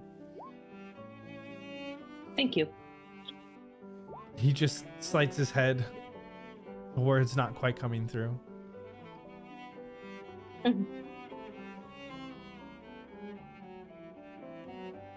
You are staying at the hospice, yes? Yes, I do believe so. We believe our shop is not safe at the moment. Again, part of the maybe henchmen doing the bad deeds. Well, if it's all right with you, I'd like to escort you. I'd like to escort you back myself to ensure there are no more threats or dangers on the way. And I might still have a few threads that I can pull within the city to see what we can do about ensuring safety returns to the Seventh Eye. Well, who are we to turn down any assistance? So. Oh, right, yes, the Theschault. Please come with us as well. Sounds good. As I'm just watching her trauma dump onto this poor dude, I'm like, look, man. You're like, I'm new to this too, but it's crazy. It makes it better that it's not just you being here, dude. It's like, hey, look, no, everything she's talking about, it's real. It's not so great. Yep. That's why I had to bring a normal friend. I had to bring a normal buddy. That's it. All right, so as Drago begins to escort Theschault and Jasira back to the hospice,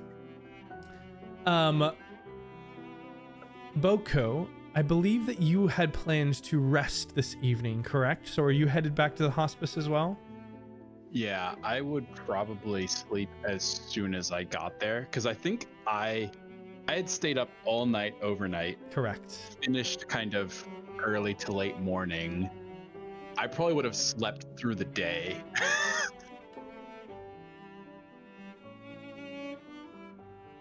Then as Boko, you're resting at the hospice. Jasira and Theschault, you are escorted back. Renny is on his way to return to meet you all and tell you about what had happened. And in the meantime, we were also working through Roland, who had been tracking down an individual. No, that's okay. All of my friends can arrive before we get to me. Roland, you had been passing through the city following after this individual. Cloaked as they are, they're still relatively easy to follow, and they don't seem to be terribly paranoid. They're not as perceptive as one who is worried about being followed, and so you find it easy to navigate the shadows, but due to their cloak, it's difficult to see who they are exactly. And you maneuver through the city following this person at a distance, and they make it back up north to the Sea Ward, and it's some time before you find where they enter into a house, and the house has large walls around it. It's a manor of a kind. There are guards posted, and you don't quite catch the face, but you do see on the outside of this building that it is indeed marked the Vallejo Villa.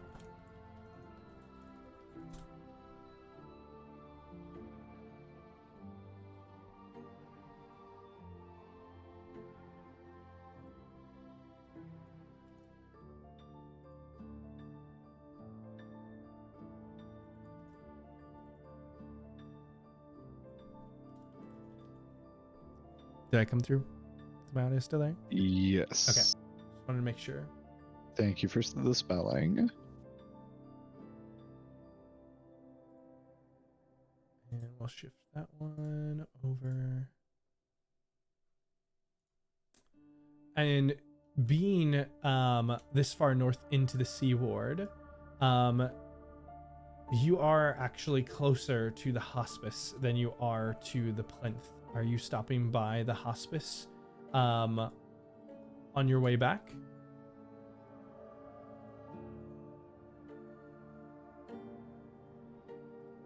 Sure. I just while I'm in that area, Mhm. I'll switch faces again and ask a few passersby, hey, who lives there? Oh, that's Lord Kelvin Viego and his wife Melody. Okay. Yeah, thank you very much. What do they do in the city?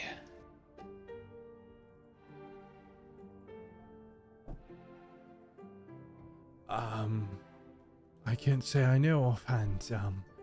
The nobles. Fair enough. Many nobles have found their wealth here in the sponsoring of adventuring teams or investing in technology or mercantile. Gotcha. Okay.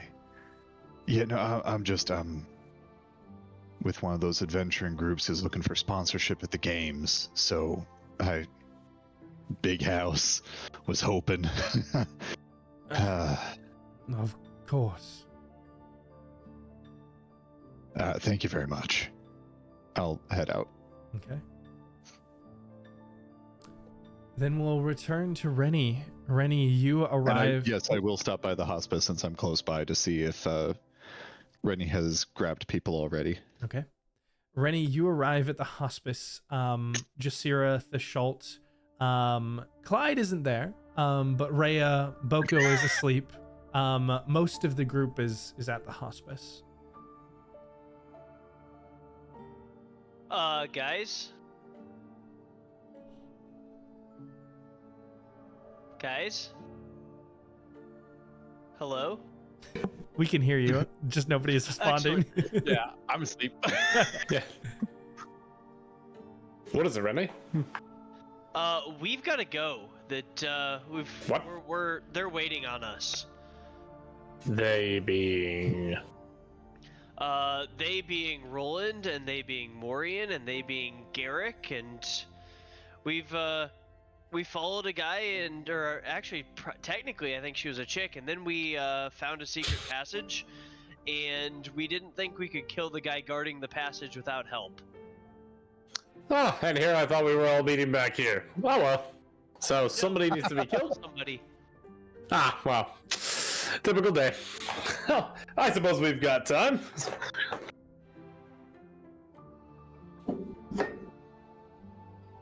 Oh, where to then? I'll lead the way back towards where we're going. All right, and are you waking Boko for this? Oh yeah. Fuck. Good morning. Hey Boko, we've got to kill somebody. Good morning, Boko Na! How much sleep did I manage to get? That's gonna dictate Boko's reaction. Yeah, you definitely got a short rest here. I think you would have probably just gotten back a few hours ago. You were hoping to get like an extended long rest. So you've had maybe a couple hours. It's still pretty early in the evening. It's maybe like 8 p.m. at this point.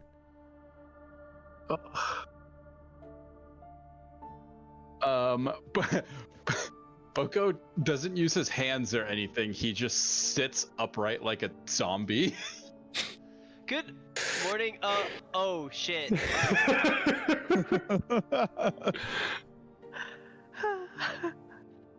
Boko looks at Renny and says, someone had better be dying or at risk of dying. What part of killing Actually, someone did yes. we hear? Somebody is in fact at risk of dying, and we have to make it happen. And it's probably you. Boko doesn't move. He looks at Renny and he goes, "Who is at risk of dying? It is important." Yes. We need to break into somewhere and follow a priest of blood, and I will just start recounting all of these details. Does he specifically say? About them. Does he specifically say the blood of Vol? Oh yeah, 100%. Oh. And it's like As soon as you say that, they're Boko whips the blankets off and is upright, pushing past you to grab his stuff. How many shirts is Boko wearing? I can explain to you en route, and so we'll start heading out, and I will explain every minute detail of everything that's happened since you've been gone, and every part of our adventure, and where we're at, and who we know, and what we know. Oh dear. When we return to the hospice, I will require your assistance and Theschault's assistance in constructing something of great import. I am happy to help. I also have not slept in probably 28 hours, so... Well, shit. Do you have anything... any coffee or anything? Yes! I have these very interesting stimulant berries. They're old, but they should be delicious. Insight check. Am I going to be drugged again? Again! I'm still exhausted, so this is a disadvantage. Fuck!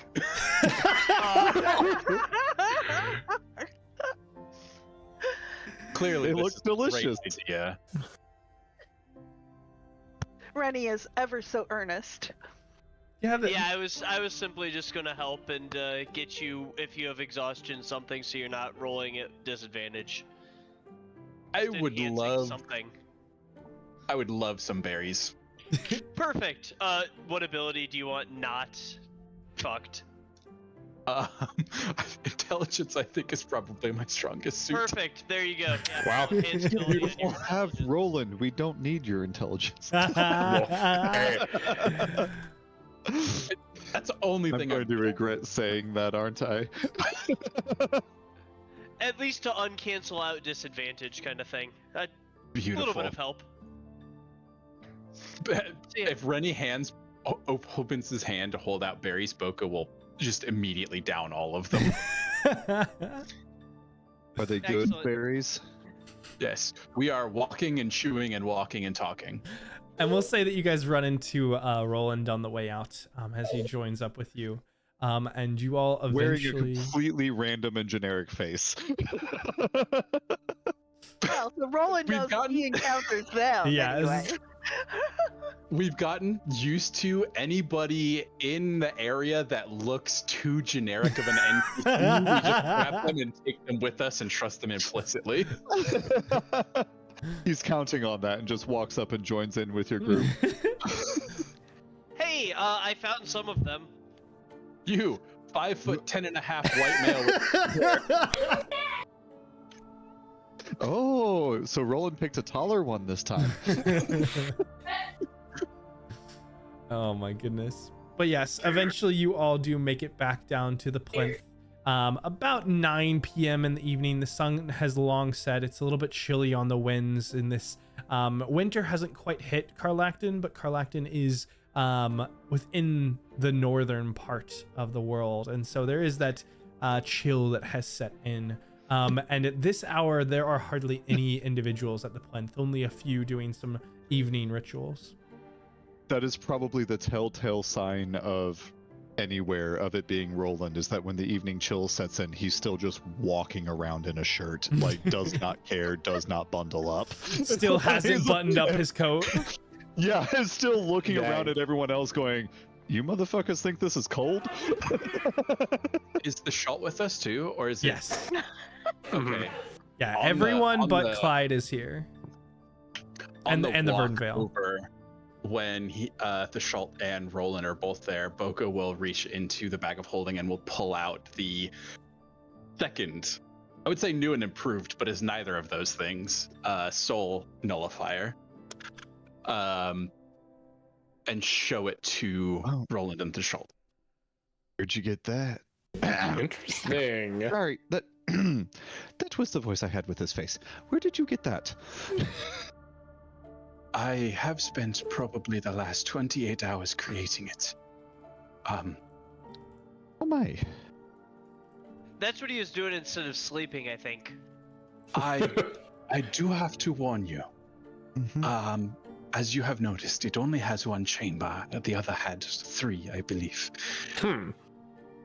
It is very likely that I can put multiple souls in this chamber. However, it is also very likely that by doing so, this will fail with spectacular results.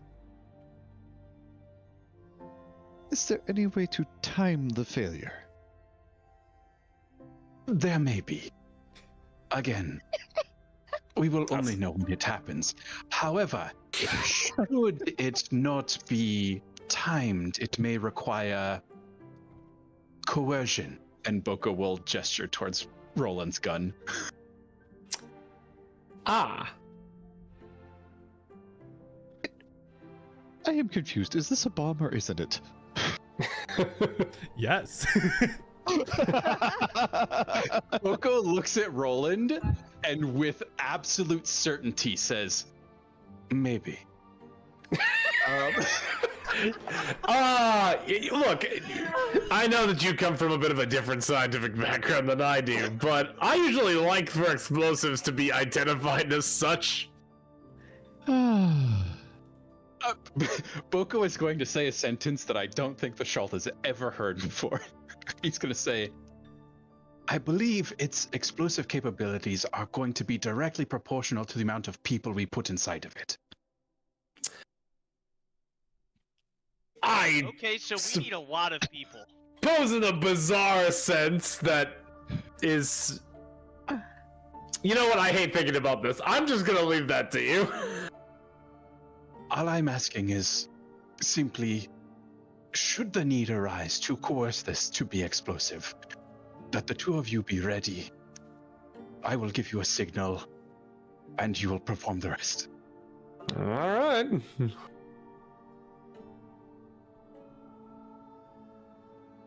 As long as they're on the same page. Roland gives you his typical exasperated response that makes you know he's on the same page. So we have a bomb. Why? Because Boko wanted to experiment. Because 28 hours building it, we might as well make it really good. How did you? Yes. No, that's fair. Think. Where did you get the think plans of for this? What was the most difficult part the last time we were at the estate? All of you blowing my cover. It was But aside from that, it was those bodyguard things. Roland, but did you die? No, Yes. because I wasn't around all of you. I thought we almost did. There's a lot of almost. We almost did repeatedly. We got our cover. Yeah, lots of scene almost. through. Yeah. but we're still up. Yeah. But it was There we those go. sentry things, those little bodyguards that wouldn't die. Exactly. So, in order to kill them, we have discovered a device that can separate the soul from its vessel. Yes? Mm-hmm. Oh, that's a good Yes, idea. we already had one of those devices. Oh, yes. And now this One of one's them. How many of the better. creatures did you see? True. Boko will pull out the second soul nullifier. What is one more than one? Oh, Two. Thank you. Hey, Oh, I Renny. think you're going to tell me it's 3. how many, out of curiosity, not bombs do you have on you right now? Not bomb bombs. I now have an image of a Boko as a cheerleader with bomb bombs. Boko's gonna look at the Theschault and say, Well, that is classified. Is it more than 2? Boko looks Well, at the I two have my objects in his fist. hands and says, yes. That's about what I expected. Dude, Boko, Where did you... I'm acquainted with your work. How did you do this? Oko looks offended. I mean, I fully know how he would do this. Sheer willpower, as it seems. That is fair, but also you work with organic manner. This is very mechanical and mystical. I know, I'm so proud of him. Boko crosses his arms and goes, "For your information, I know people."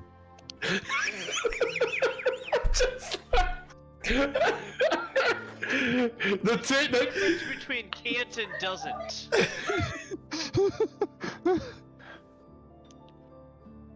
Yes, I also know people. But this... What people? How about Jasira wasn't with you. I know that for a fact. Oko will say, "I happen to run into an old friend."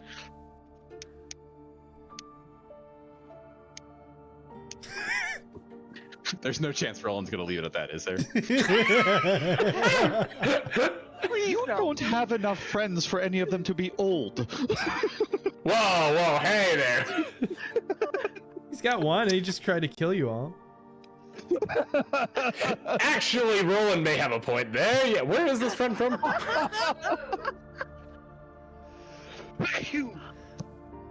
Loves you.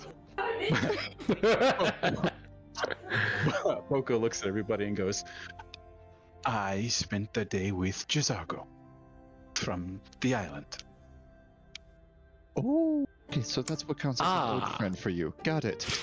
I suppose before he was from the island, he was from here. Makes sense. A lot of folks from here. Yes, and he introduced me to Interesting. 2 lovely individuals that assisted me without asking any questions and who were very eager to hear out everything I had to say about Galreth and I didn't tell him anything about Galreth. Everything about magic and binding it into metallic objects and the interface between organics and Boko sort of starts trailing off. Dude, you're telling me you found not 1, but 2 people who helped you without asking any questions. Technically there were 3 because Jasira was still there.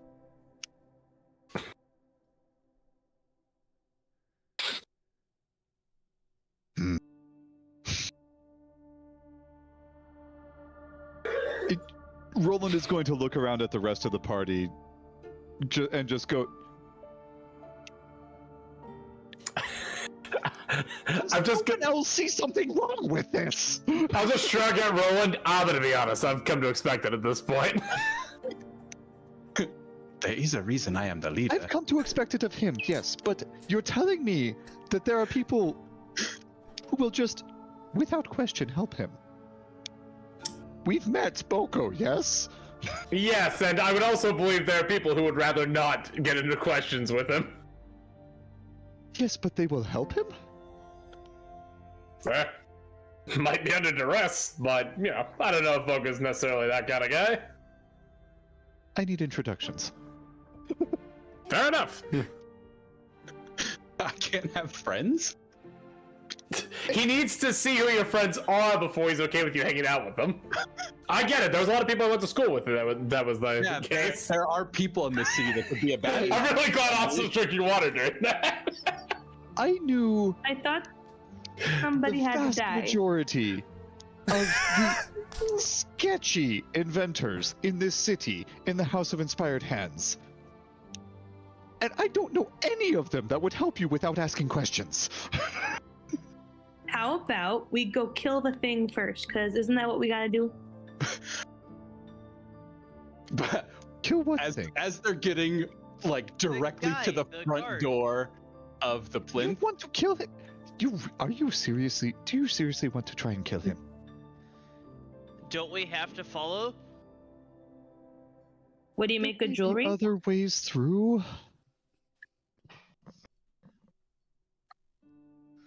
That's a good question, actually. Was there other ways through? No, he was immune to my magic. That's why we had to kill him. That who are consecuted in the blood of Vol. And he'll look over at Boko meaningfully.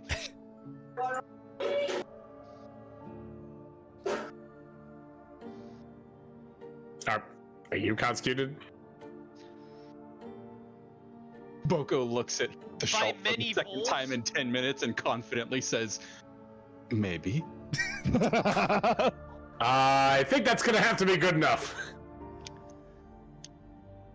But At the door to the plinth, Boko says to Roland, for your information, it was Fable and Richard Kenneth who assisted me in my creation.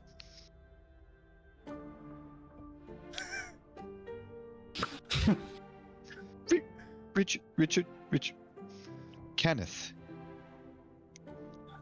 You are certain of the name Kenneth? Boko nods. Oh, skitters.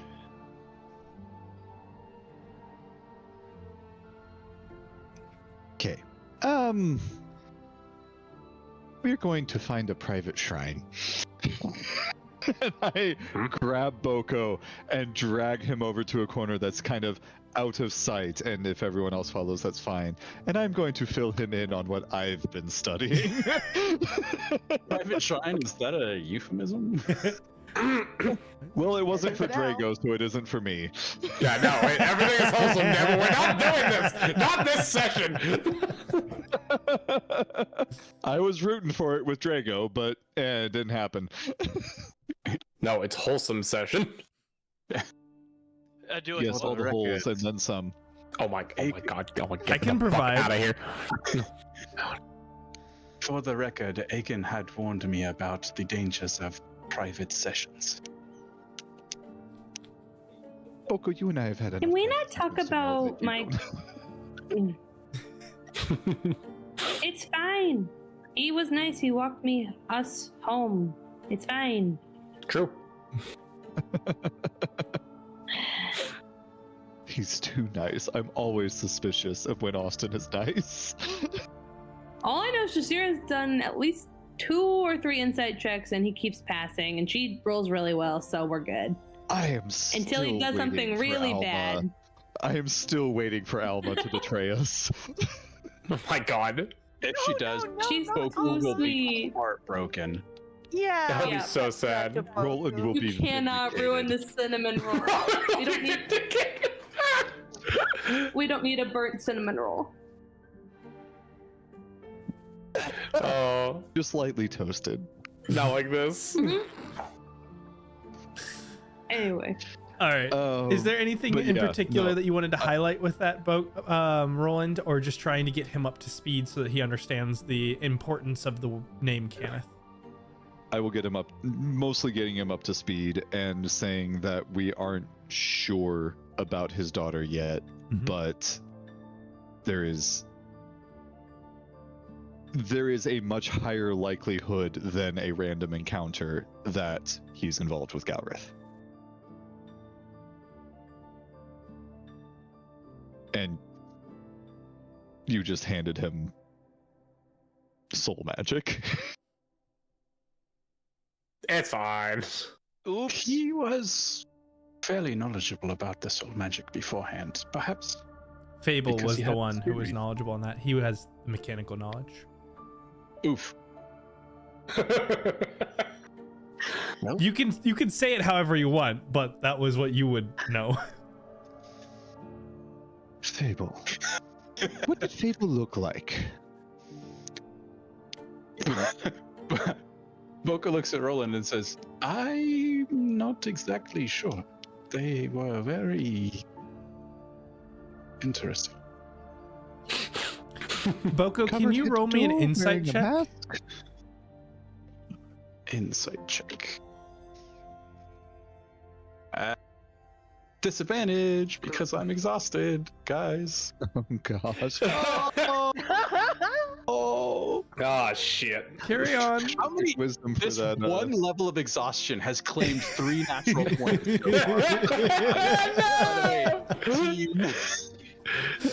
Look, man.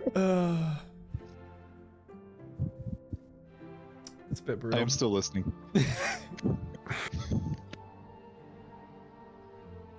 Carry on. Boko tries to explain what Fable looks like, but does not do a very good job. Yeah, and Roland, many of the traits that Boko gives are remarkably plain for the physicality, but the clothes are very flamboyant and vibrant, almost like Harlequin jester type attire. Okay. But he saw the face. Yes, They weren't but in a mask. yeah. Okay.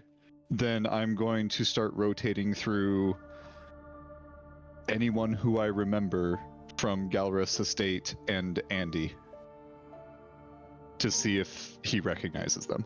And any voices that I can pair with a face, I will mimic the voice. Roll me just a d20 here. Okay. Trying to hit this in a few moments before, because you are in the plinth at this moment. Mm-hmm. Trying to focus in on the likely candidates. Nope. Those Let's elements. go murder a Dark Souls boss. You definitely confirm that I'm on the Fable stream. and Andy are not Love you. similar. And you get through kind of a few of these different faces from the estate before Jasira and others and Renny are kind of urging, like, we're right here, are we gonna go in or not, as the time is starting to tick by. I'm gonna message Garrick and say, hey, we're here.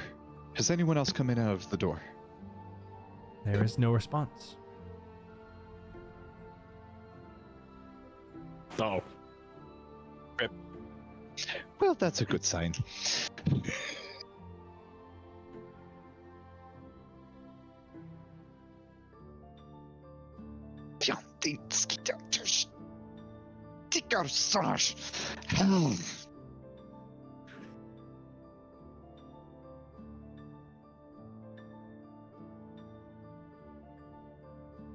We need to look for Garrick. I don't think Boko's ever met Garrick. I think you have. Yeah, Is he no, trapped in you the air? definitely have met him well, at least once, because he's the one at the festival that you were challenging to a strength contest. Ah. Yeah, he was. Wait, does he have a metal arm? Yeah, he has. Both of his arms are metal. I like this guy, actually. Of course you do. Wait. Yeah, you said I challenged him. If I recall, I beat him. You did. A I'm not successful gonna rub in his face. challenge. Yeah, but I actually don't know if Boko has run into him distinctly since then, but he would have been described by the others for Boko to have made that connection by now.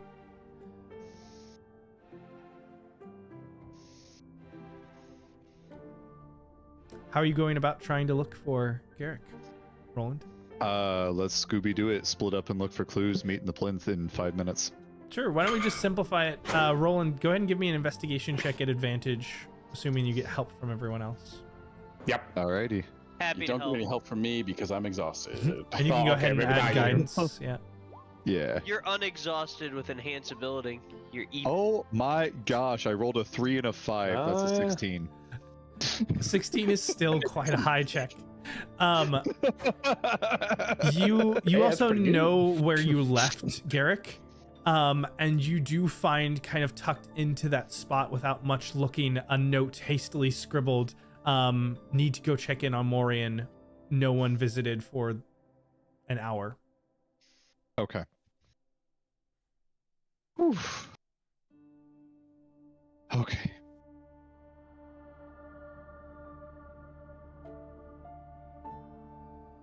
I'm going to take the note and use my magical tinkering ability as an artificer. Hey man, you are the point one of the artificers. You're getting there. Yeah. We recognize the council has made a decision, but given that it's a decision, Badass decision. You are granted a seat on the council, but we do not grant you the rank of master. That's fucked up. I'm going to just flip underneath the note that he wrote, I'm going to put a line of text saying we went in and timestamp it. Okay. And then put it back where he left it. So there's no indication of anything if anyone else finds it, but if he comes back and checks the note, it's on there. Okay. And it lasts indefinitely until I do 3 other things and make it disappear. Okay. Sounds good.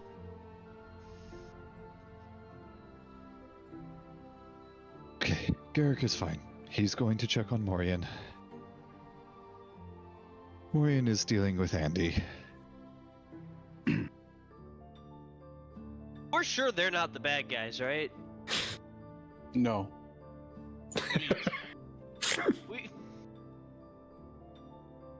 We are sure that Zayne is the bad guy.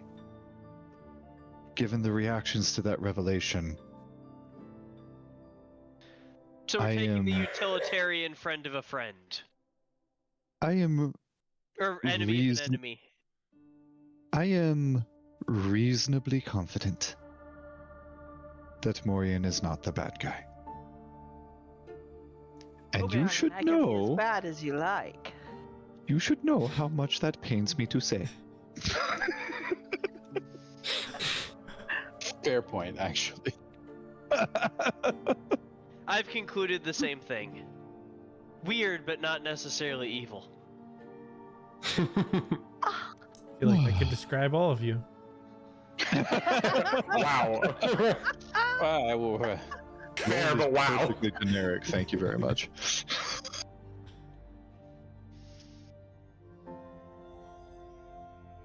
I think that the people who follow Morien are also not bad guys, but worth keeping an eye on.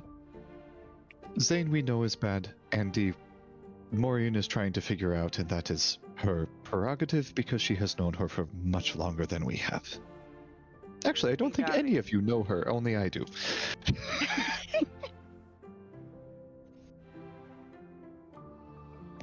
Anyways,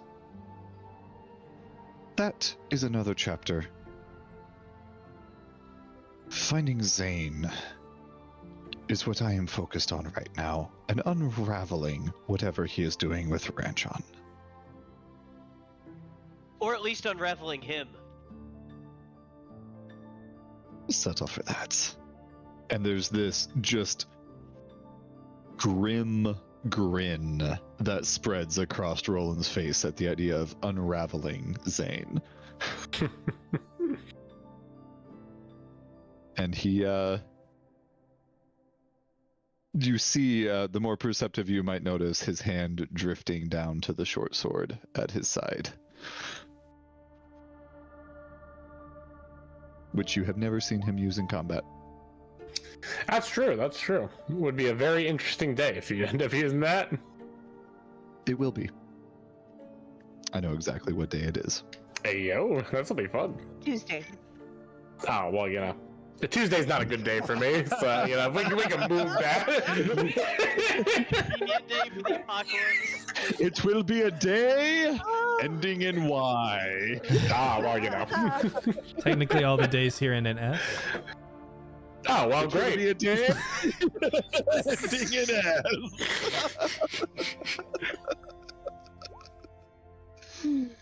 This is hysterical. Thank you, world building. Very cool. All right. So are you all headed in for now then? Let's go look for the door again. I mean, like, that is where the clue is. We went and gathered friends. There is something down there. So, actually, before we go in, okay, so, Boko, you said maybe. Yes. Is it enough of a maybe to get past a guard that only lets people in that the answer is yes? Maybe. We will find out, I suppose, when we get there. Okay. But And I will put on Zayne's face. perhaps we should be well equipped before. Should things not turn out well, of course. I did talk to him. You did, which means that you should probably remain unseen for the first approach. Oh, I would think I would go the other way and be like, I brought people who are coruscated, conjugated, whatever. And this is why you should remain unseen. I am bringing someone who Conjugated. maybe is consecuted, and someone who has been invited to be consecuted. That might make Everyone more else is in the retainer, and might pass through if we say you are also on your way. sense. Do we actually know what this means? Know what means. Being consecuted. Can Roland did. I've both done Roland a great and deal of Boko research have on the read. Devil. Yeah, both of us have read about it. I don't know if Boko's in that right headspace to recall that information, but Well, and Renny, with his religion check, did know that there are many, many rumors around what that means as far as what's entailed, but it essentially means that you are a member of their religion. You are considered one of the seekers of the divine within. Okay, so it's just basically like are you in the that club? makes sense. Yeah. Yes, but it comes along with many rumors that it involves blood rituals and necromancy or becoming a vampire or murdering someone. Like, there are so many different rumors on what is included. Well, I hope it's option D. That's easy. I mean, aren't most religions nowadays kind of vampires too? No, that's just Catholicism. Yeah. Add to the content warnings. Warning, Catholicism. No. Warning, thematic elements. Blasphemy. Remember that trend of the of 10 or 20 years ago with PG? Ah, yes. Yeah, our apologies. Said Oh no, someone prayed over dinner, thematic elements. Alrighty, so how are you guys doing this? Renny, are you using another knock to open up the door, or are you trying to find the mechanical way to activate it? Since I know where the door is, can I try and find the mechanical way? Sure, give me an investigation check with advantage. Thank y'all. And I'll put guidance on it as well. Yeah. Bloody hell. This is... Got rid of a nat 1. This is almost too straightforward, where it's hidden, but it's also not hidden. It's a basic sconce mechanism that opens up the doorway. It's like, how in the hell did I miss the brick marked with the archaic word for blood? Well, and you didn't miss it before. Renny just never gave you a chance, as the knock just opened it up easily before. But yes, you find this sconce that activates, and the door once again opens outward to reveal the staircase within.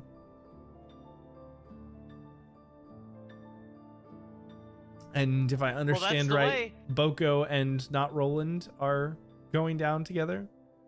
Boko's Boko gonna put a and Zay-land. shield on before we get to the guy. An On the excellent off choice. chance this doesn't work. On the very real off chance that it doesn't work.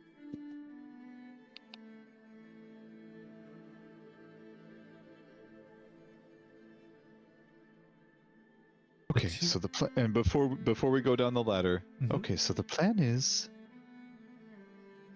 we walk forward together. You do not say anything. If he recognizes you and lets you through, then you say, I am with you to get consecuted along with these others. If he doesn't, I will say I am invited to be consecuted.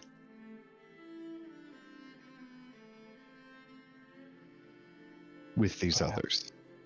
Perhaps I should just show him the mark that I carry.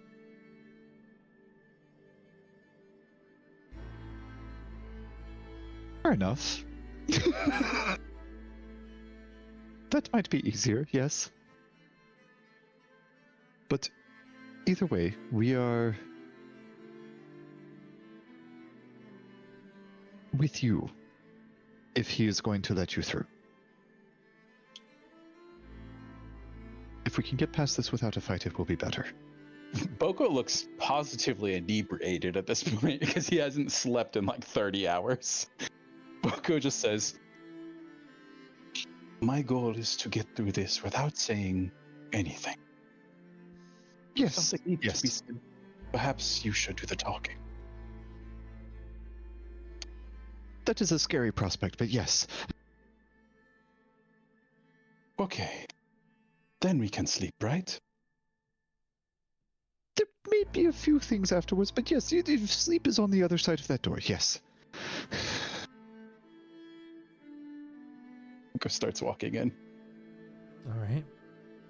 The two of you progress through this hall, and sure enough, at the end is that large, imposing figure in black and red.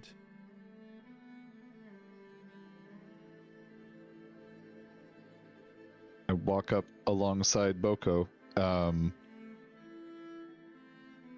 Boko will, I suppose, hold out the mark that he has. Does this figure try to stop them? From what? Or say anything as we approach? No. Boko will try to walk past him. To where? You look behind him, and it is a stone door, or stone wall through this doorway. Wait, he lets us pass him into the stone He doorway? is standing at the wall, so you can't go past him unless you run into the wall. So there's a doorway, he is within the doorway and standing against a stone wall. Gotcha. Boko will just walk up to him without a word and begin unwrapping his hand. And then when he gets down to the skin, he'll hold it up to show the void in the symbol of the blood of Vol. This figure just gives an ever so slight nod. Seeker. And there is a as the stone opens up.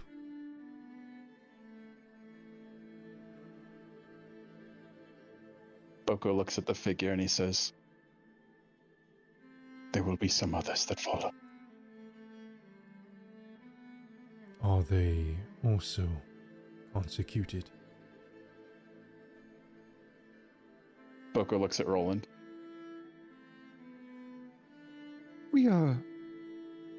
And he'll make a holy symbol, but as he prays for guidance. We are seeking consecution, but in Zayne's voice. Your faces are not known to me. You two may pass. If you can perform the rites, the others may join.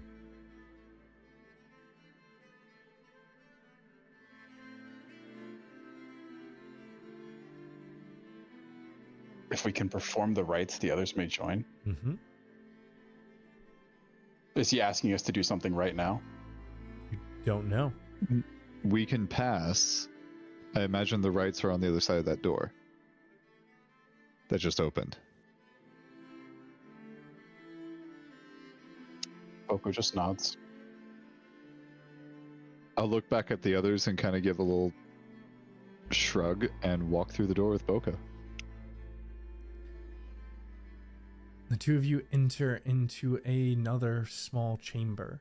This one not a hall, but rather a small room.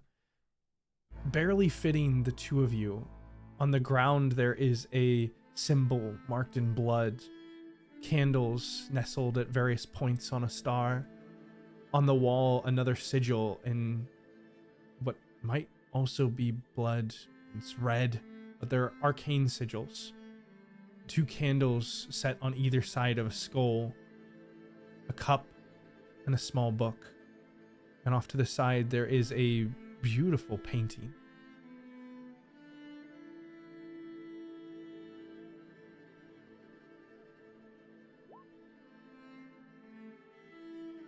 What is the painting of?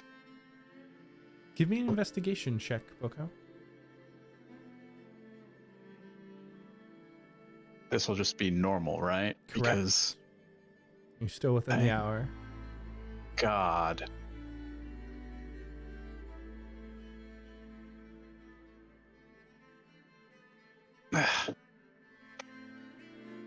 You look over this painting and see it's a famous portrait known as, seems to be marked actually on the bottom as the Reverie, and by a painter known as Anato Finstark. And within it you see depicted a skull lying on some type of stone table, an arrangement of candles, and with a blade through its eye.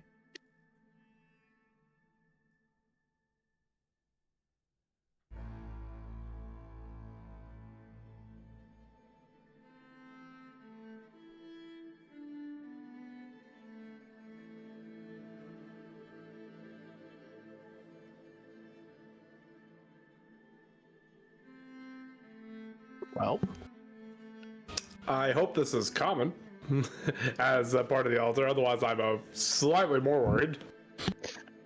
Can I look over that with respect to religion and see if there's a religious significance of this image? Yeah, give me a religion check. Guide Focus- myself. dig back in his mind while Roland is doing this and see if any of the medicine man's rituals or preparations involve the face or eyes. Yep. That's a natural 1, so that's a 14. Go ahead and I hate give you me sometimes. a religion check at disadvantage, Boko. I'm gonna get another drink. We're gonna die. This is that time where you do need my skills. Hey, look at that. I told you as soon as I made the joke I was going to regret it. Boko, you don't remember in depth anything that the medicine man had taught you doing with eyes innately. But there was an old adage that he was fond of and that you've seen elsewhere, that eyes are the window to the soul. And you start to, looking at this painting, note that many of the elements are found within this very room. All except for a blade.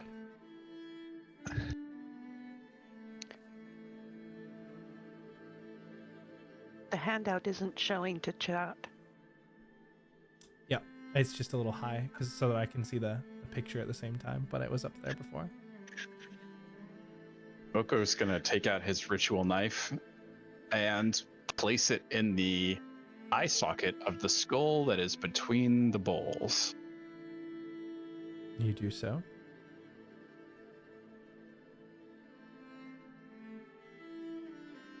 Boko's gonna close his eyes and focus for a moment. See if there's anything specifically using the knife as conduit. It's seen far more rituals than he has.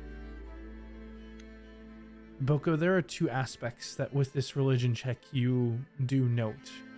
One is that the elements in the painting are not necessarily in the same alignment in this room, and placement is important in rituals.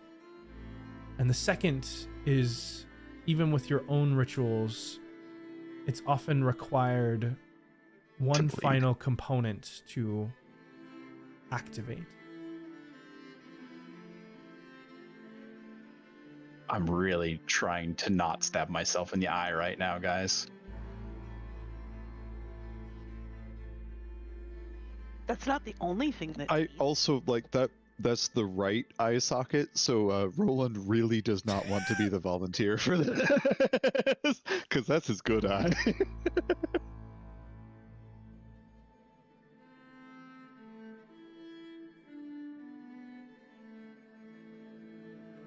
Can we arrange everything to make sure that it's in a more ritualistic state, akin to the picture? Mm-hmm. Yeah, you pick up the candles that are marked on the ground, placing them and arranging them like the painting. You shift the skull. You pull from within this cup these small red petals and scatter them across, mimicking what you see within the painting. The blade is still within the eye socket. Boko's gonna reach in, take the blade, bring it up to his right, the right side of his face, and draw it across the top of his forehead, across his brow, and down the cheek, allowing the blood to spill from his face into his eye, but not damaging the eye. And sitting there for a moment,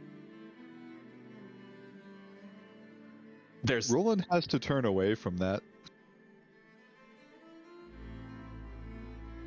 Boko is trying to be present and connected, as if he were performing the ritual to summon the souls. And he is taking this very seriously. And partially letting his body move and the blade guide the ritual. But he's going to check to see if essentially blood needs to be placed in these vessels before he places the knife back in the eye. But I think Boko would, drip some blood in both of them. Yeah, both of these vessels had components to recreate the image in the painting, but you, cover your bases, drip a bit of blood into each before placing the bloodied blade into the skull's eye socket. And Boko, I'd like for you to roll me a D100 here. Your favorite die. I love D100s! Wow! I'm gonna check my such a Solaire roll. Boko, as you embrace this moment, this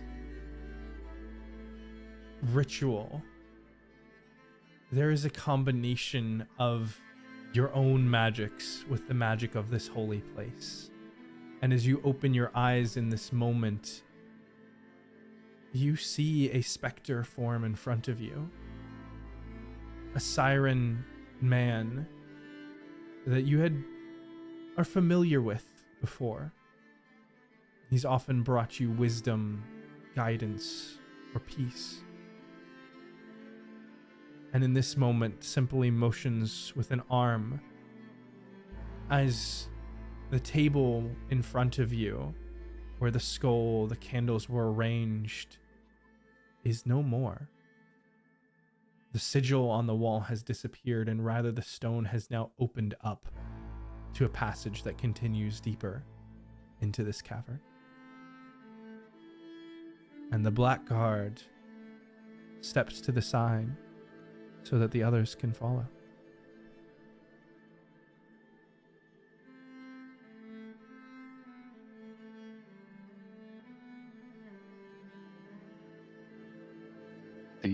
Thought my story was done, y'all. I thought we fucking got to the end of my shit. You're never at the end. As you all descend further underneath the plinth, Now we're all conjugal. the ceilings begin to open up. Oh, The pathway leads towards what almost looks like a garden. These trees erupt from the center of a circular stone platform. Their red leaves dark in color. Surrounded across the stone is this deep red water. And 3 passages extend beyond where these large shrouded statues hover. And a red light emits from the central chamber. You continue moving forward and begin to see individuals, many of them with shaved heads, many of them covered in these black cloaks with hoods. Few of them begin to question any of you, despite your differing appearance. As you wander these chambers, many of them are in the middle of vast rituals of body and blood. Many of them seem to be dangerous, but are very carefully performed. You see that as the blood is drawn out, so are the wounds closed. You see small chambers off to the side with instruments that would almost seem torturous. Individuals willingly moving through and evoking what can only be described as priests to carry out, well, seemingly deadly rituals or near fatal rituals to press the body to gather blood. There are large pools of blood deep within this sanctum. And you wonder if it truly is blood, if there could be that much given. But it feels only appropriate in this large space. The stone ceilings arch upwards 50, 60, 100, 150 feet above you. You wonder how deep beneath the city you really are. And much of the stone is lit by red torches that give it an ominous feel wherever you walk. You are within some deep temple for the blood of Vol. As we move about, I am looking for any of the runes that match the word in the book for harvest. Give me an investigation check, Roland.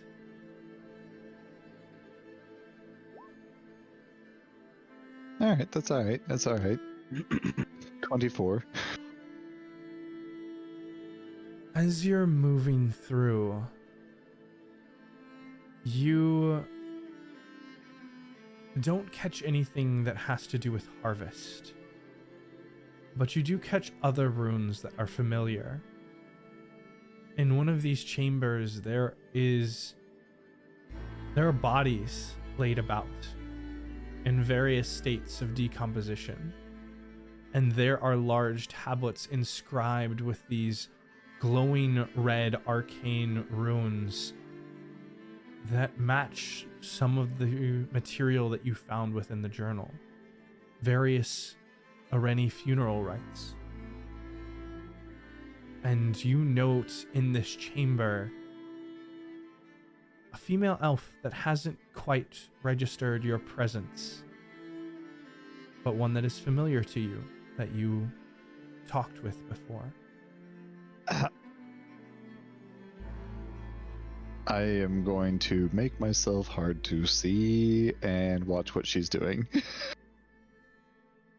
Who's this elf? This elf would have been described to you by Roland earlier. And you wouldn't be able to pick her out of a crowd, but seeing Roland's reaction, you kind of put 2 and 2 together. That this was the elf that apparently had been meeting with Zayne before, who happens to be the guys that Roland is currently in. I thought it was what's her name from that gave you the soul nullifier. Nope. I was like, Nope. that is I wish. right now. So yeah, not so great. We probably need to keep that on low. Yeah, she was not an elf, but Which we know about this door because that elf walked in here. correct. And Roland watching. So it's a very good thing that I did not change my appearance to be her. Watching this elf, she seems to be working in this space. She's one of the individuals, and there are only a couple in here who are carrying out these rites across the bodies. And to be fair, the pieces that you read within the journal are only a small fraction of the extensive rituals that are captured on the numerous tablets in here.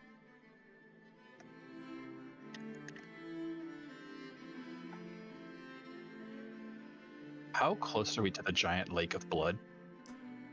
There's not so much a singular lake as there are many pools. Some of the smaller ones you've passed by, and you had seen kind of off in the distance a larger distant chamber where multiple of these larger pools were located. But right now you're kind of off in one of the side chambers as Roland had been investigating. And for the most part, I'll say right now the group is somewhat close together, but is spread out enough where you're not a notable, not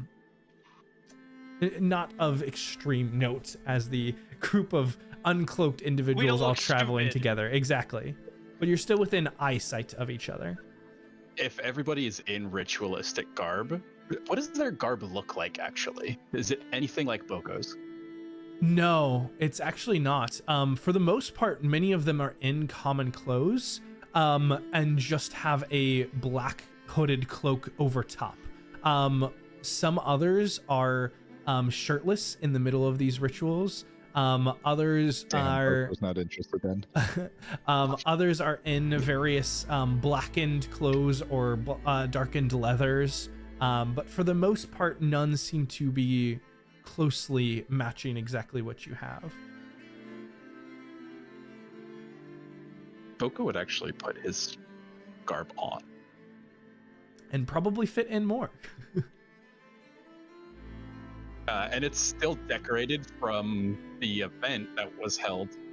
So it's got small lanterns that are hanging from the antlers and gold, jewelry wrapped around the antlers. Make it look more ornate. If the opportunity does present itself and Boko passes by a large pool of blood, he would like to sit down and make a donation. Okay. Of course he would. There's certainly an opportunity. And you are already bleeding. How convenient.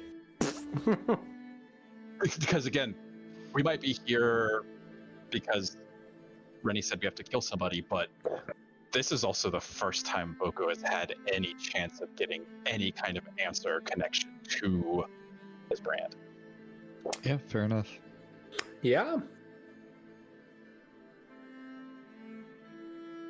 And he definitely would take that opportunity if it was presented. Boko, are you just taking some of the blood and putting it into the pool, or are you trying to evoke and connect with this space? So, yeah, he's going to sit down at the brink of one of these pools and leave some. He's not taking any of this with him. Okay. As much of a sample collector as he is, this is strangely hallowed ground to him, and he wants to be very respectful. In the meantime, Roland, you watch this woman. Is there anything else that you are doing? I'm watching what she's doing, and at the tablets that I can see, you'd mentioned that there's much more of the rituals on them than there were in the journal. I want to take notes, and basically he'll sit and observe through the room, and use again the masquerade tattoo, which he's fully clothed, so there's no visible evidence of this, but just as he watches, there is ink scrolling across his skin, taking notes of what is on the tablets. Yeah. Can you make me an Arcana check, Roland? Yes, absolutely. And I am going to cast a little guidance as I do this. My... No! How does this keep happening? The spell gets cast on me because I put the tablet on my skin. You in this moment are so overwhelmed by this pool of knowledge that you take in as much as you can, focusing on trying to decipher and think through it at a later time.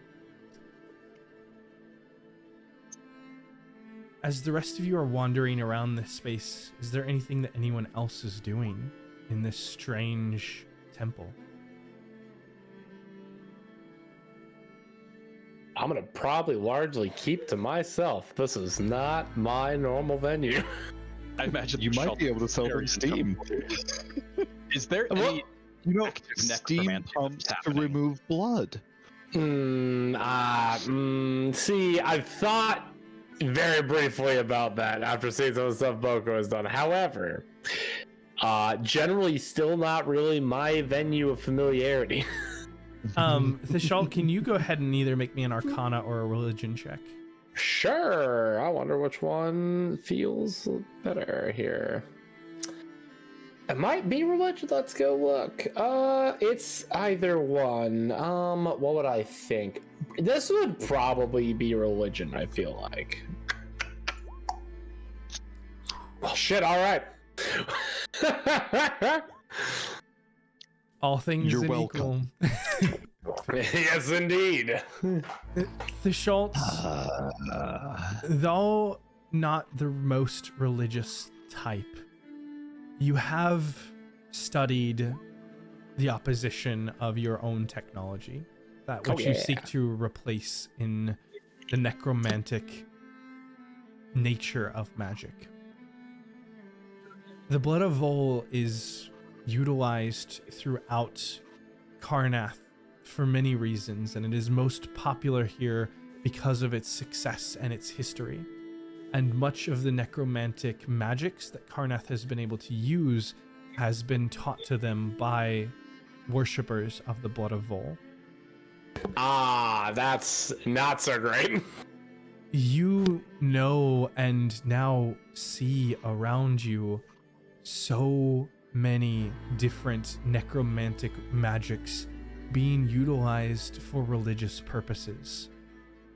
And it's strange because these individuals, they're not trying to turn each other into undead. In fact, you know that the Seekers are often misunderstood. They do not worship the undead in some way, but rather believe that a person's body is the most important thing to preserve. And those who fall into the realm of undeath are rather seen as martyrs, not saints. They believe that true immortality can only be achieved by the living, and that undeath is but a pale shadow of that. However, there are intelligent undead that are faith leaders, and they are respected in their role as martyrs to help lead others in this pursuit of divinity within. And you see now, among those cloaked individuals, skeletons, zombies, other creatures of necromancy in this place.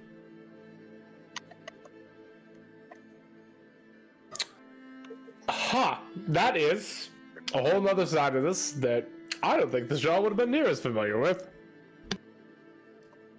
many of these things you had studied the broad abstract idea, and now you are suddenly seeing them in practice, and all of these rumors and myths and concepts are now suddenly so much more real than you ever wanted to see them or ever cared to understand. Just kind of think to myself, I always thought that this was something utilized strictly for war. But this, I mean, macabre as it is, it seems to have a lot more meaning to it than I might have thought. And you watch even those who are in the middle of sacrificial rituals, the clerics, as that's what they have to be called here, have some mastery over the blood itself. And you see that there is actually power and magic being built there. That there is a commune happening, that it is not sacrificial, but rather empowering in these moments. I wonder how these folks feel about the utilization on the battlefield. You could ask. I think I'll hold on to that question for now. I don't want to draw too much attention while we're just walking through. Okay. But I am going to keep it on my mind. How does Jasira experience this place that in some ways feels oddly connected to aspects of her home? Yeah, I was gonna say she was quite intrigued. I guess, is there anywhere that might have like free pamphlets or something of that sort, or is this purely a if you know kind of space, so it's not really for the amateurs? More of the latter, but this place is not unfamiliar to amateurs, and there are places where experiential learning could be had.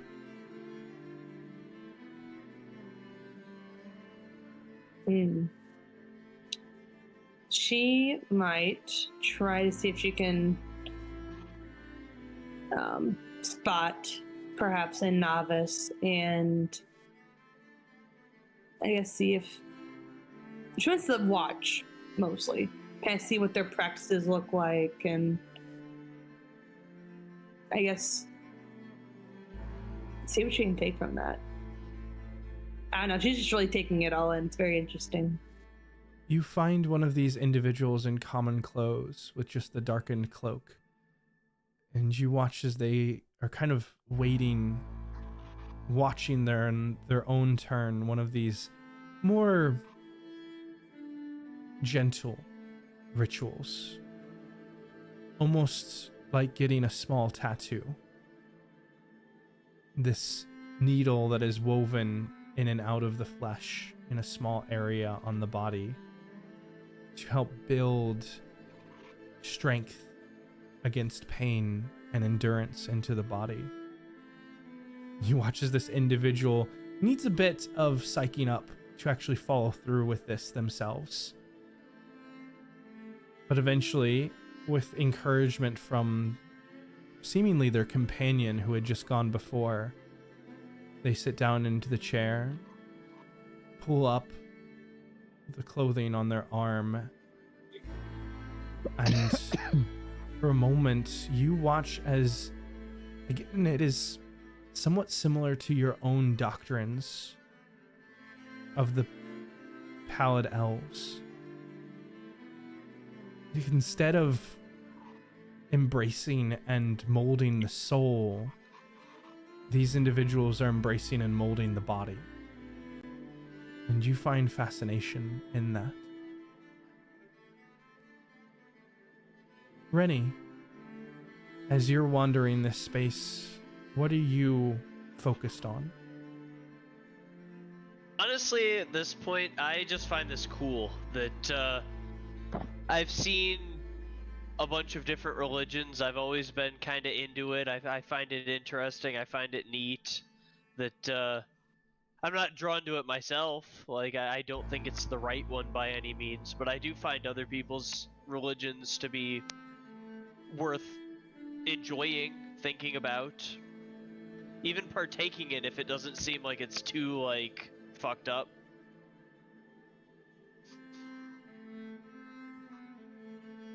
There are many things here that you find intriguing and confusing, and some are far beyond a line you're willing to cross. But some seem more attainable. Trying to embrace and build out the bounds of what your body is capable of and what your mind can support. Sometimes that's as simple as meditation. Other times it is looking at embracing the pain of the physical body in order to try and find a connection to something within. And that pain can be emotional, or that pain can be physical. Is there anything, and you have some liberties to determine a ritual here, that Renny might find or try to participate in? Is there anyone who actively looks happy? I'd say I many. know a lot of them are kind of scared. Does anyone seem happy? I'd say only a small fraction are scared. The vast majority are devout, either set or almost relaxing or embracing the challenge. And there are a handful who are excited, who are passionate, who are happy in this space. I'd like to go ask one why. What about this makes them happy? You find an individual who is... Actually, I'll say, while you're seeing kind of Jasira fascinated with this almost tattoo-like ritual, and you come up to the companion as the more inexperienced individual is going through this ritual. You talk to them as they are smiling, kind of encouraging their companion, and they look over to you. There are many reasons why the seeking of divinity brings joy. This place is...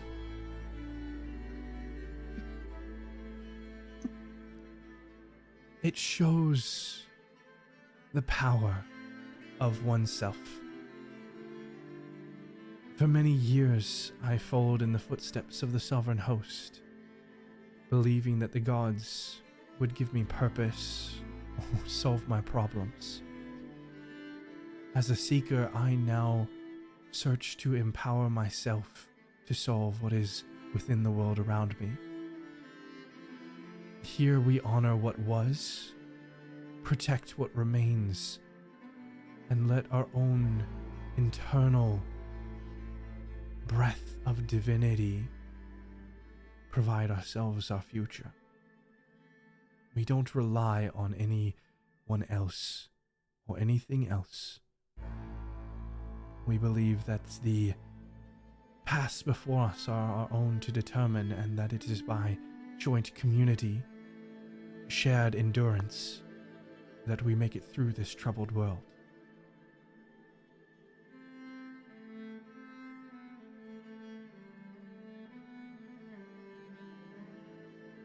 Do you miss your old ways at all? Nothing that I had from the sovereign host I have not been able to recreate in this place. For I find that most are drawn to religion for the community and shared purpose that it provides. We have that here, without having to put hopes and dreams into entities beyond our own control.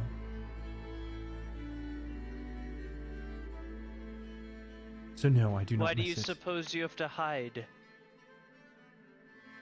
There are many places where we can worship freely, and there are others on the surface that are more common rituals are openly practiced.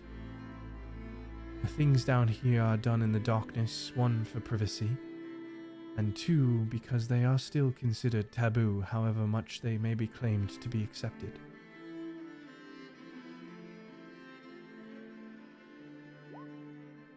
Does it not give you pause if the thing you're doing couldn't be done in the light?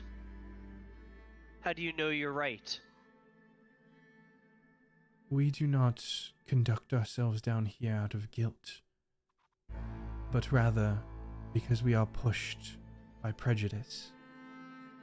And that is how we know that we are more right than those who would send us to the darkness.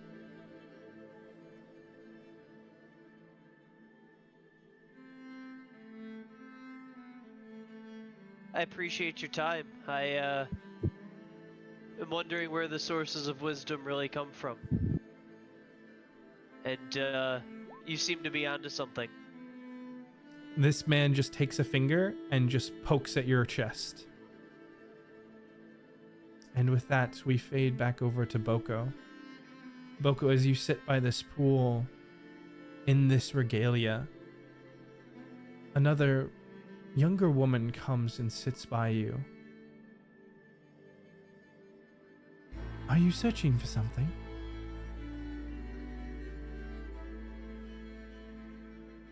Will open his eyes. Before he answers, is Sheng Fei still around, the spirit that he had called? You feel a presence. I'm going to be counting on that presence eventually. Oka looks at this figure. Do they look versed? Do they look at home? Do they look like they're a representative cleric of this place? You're unsure about a cleric, but they do look at home and versed. They are in a darkened leather garb that is tight to their body, and they have a shaven head, which seems to denote the more devout here. Boko has a bald head too. Look at me. Now all you need is kinky leather. Well, I think I have a lot of leather in my bag somewhere. You can at least get it from a dwarf. Before I answer this question, the big ritual that was happening over there that had the elven woman, she was active in that ritual, right? Yes, and it was not so much I guess it was kind of a ritual, but it was more performing magics and incantations over the bodies in some sort of funeral rites. Okay. And then did it look like it was a relatively in-depth process, or does it look like somebody could be pulled away? It looked like a in-depth process, but one that would take time and probably come with many pauses. Okay. Boko will look at this figure and he'll say, "It is strange. I find myself looking for a great many things, but interestingly, it is as if I have stepped into a dream. A place where I am familiar, but I do not recognize my surroundings."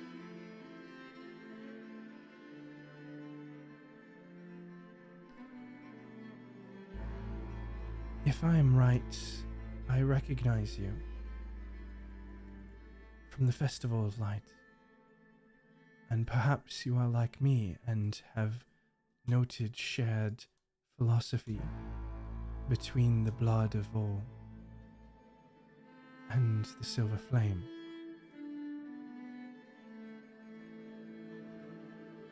We focus on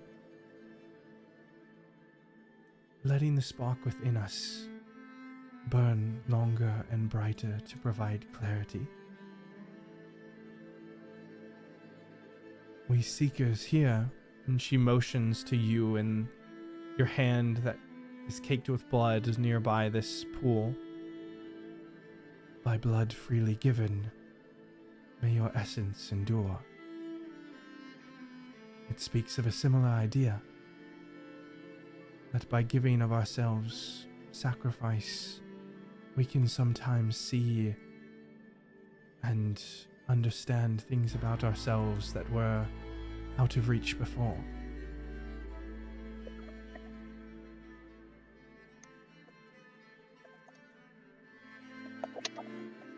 Hang on 1 second. Frantically taking notes. Oko responds and he says, "It is of great misfortune that clarity is something that I have yet to find. If there is any chance it can be found here, I would be immensely appreciative."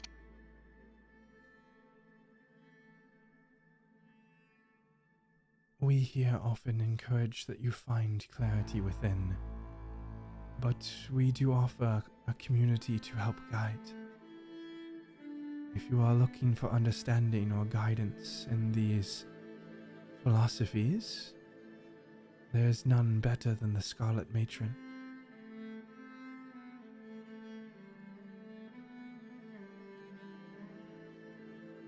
Can you introduce me to her? She gives a nod and then holds out a hand. Boku will instinctively reach out to take her hand, but noticing that it is unbandaged and the brand is going to come into direct contact with her, he hesitates for a moment, kind of leaving it floating above her hand. There is no need for hesitation here. Blood freely given. And she grabs onto your hand, and in this moment you're still frightful that something will happen, that some pain will come to her. But nothing does. She begins to pull you deeper into these chambers.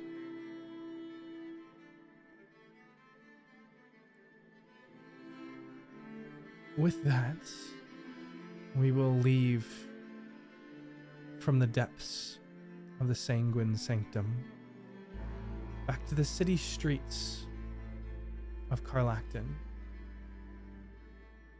Morien, you and the Verdant Veil had been gathered, waiting for Andy to make her appearance.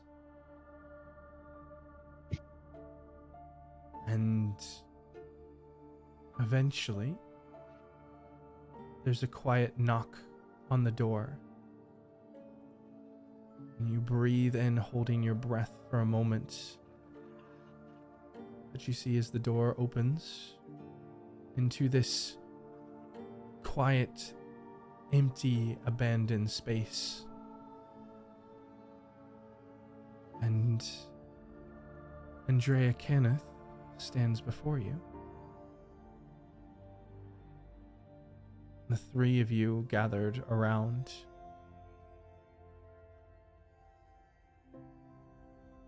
You can't help but in this moment feel an importance.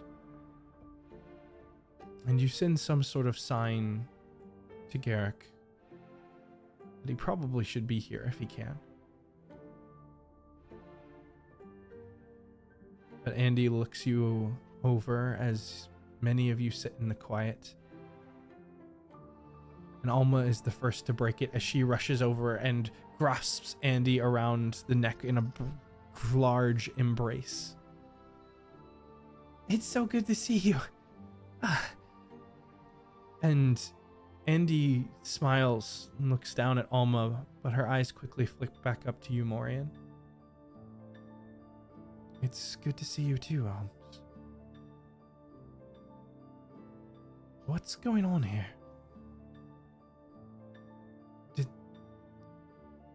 What happened?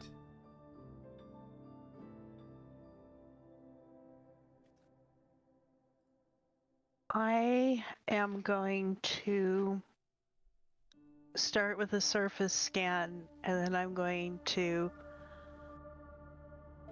very openly deepen the read on Andy. Morien, you know I don't like you rooting around in my head. What is going on? And you sense concern. You sense defensive feelings. You sense confusion. But you also sense a piercing insight, trying to determine this scenario.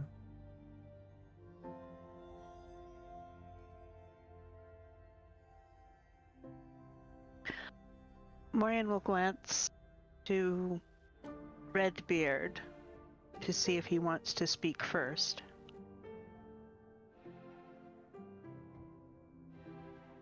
Redbeard kind of looks at you, and you can see words are difficult for him to form, but his emotions are on his face. He's almost near tears. There's a blushing, a red blotchiness to his skin. He can speak, but it's going to be fumbling, confusing, emotional. If you believe... Morien will put a gentle hand on his arm.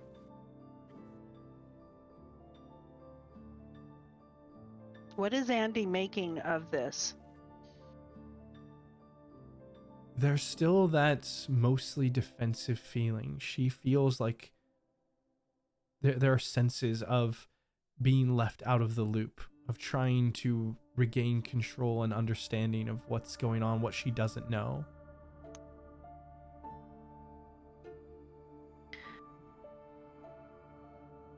Well,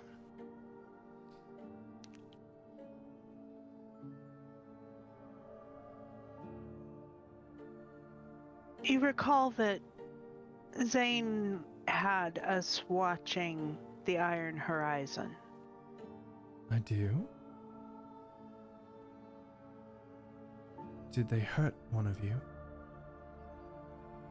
She's quickly looking and scanning over anyone for any injuries.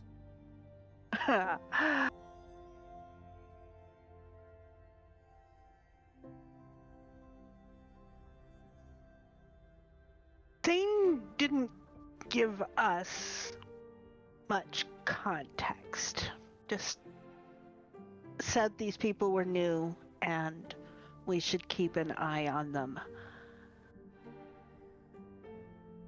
Do you know anything further than that?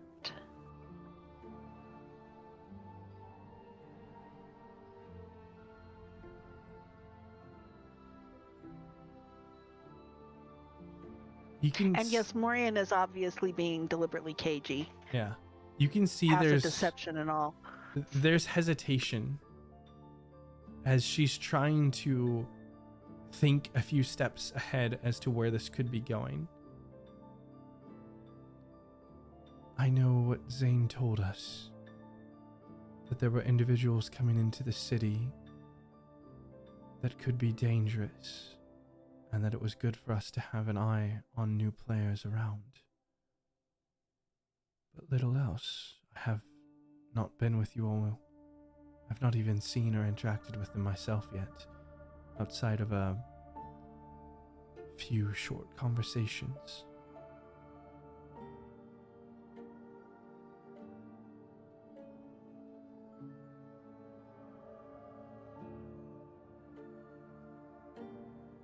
Is something wrong with them? Are they dangerous? Well... Yes. So... they... are investigating Zayne. And what they are finding is troubling. What have they found? And I am watching her reactions to this. There is a surprise at Zayne's name being mentioned, and upon troubling, there is a sternness as she replies, "And what have they found?"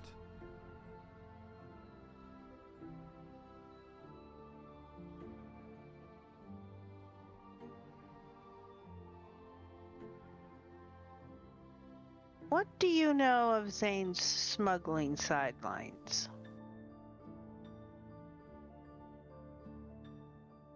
Morien, give me a persuasion check at advantage here.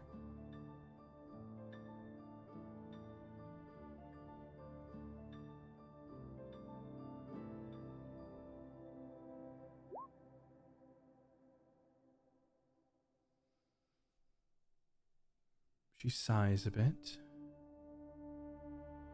I know of some of it.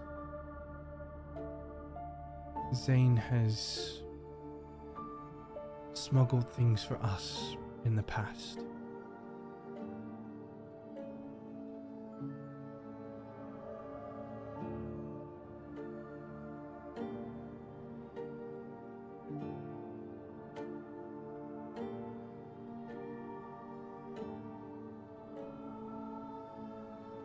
I didn't see you at the big fufara earlier today. Did you hear the announcement? I've heard the whispers on the wind. Surprising, but is it related?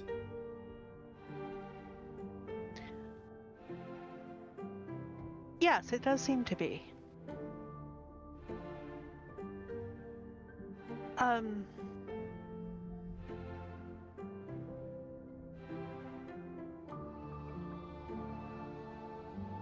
What do you know of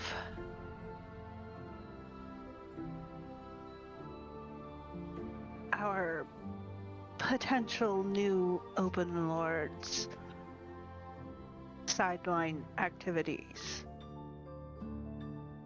Roll me another persuasion check with advantage. And I'm also curious, is she starting to put things, what is she starting to put together? You're finding less and less about what she is putting together because you feel more and more walls coming up and less being surface thoughts and more being focused and protected.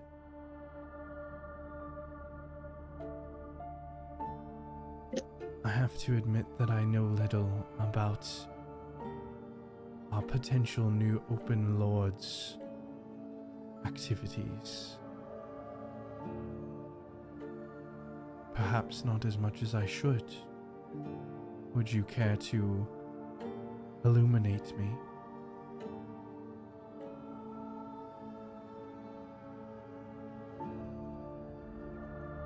I'm going to say this openly, with Redbeard and Alma as witness.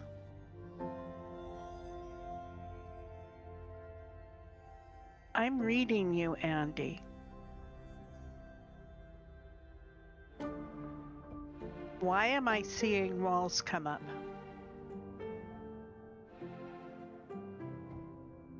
Morien, roll me one more persuasion check with advantage.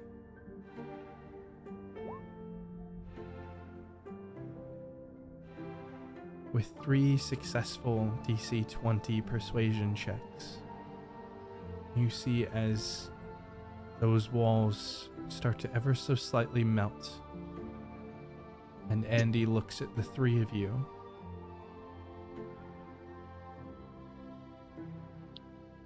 I think it's time that I told you all about my association with the Order of the Emerald Claw. And with that is where we will leave off for this evening, and where we will pick back up next time. Thank you so much for joining Where Andy in, will die. and we'll see you then.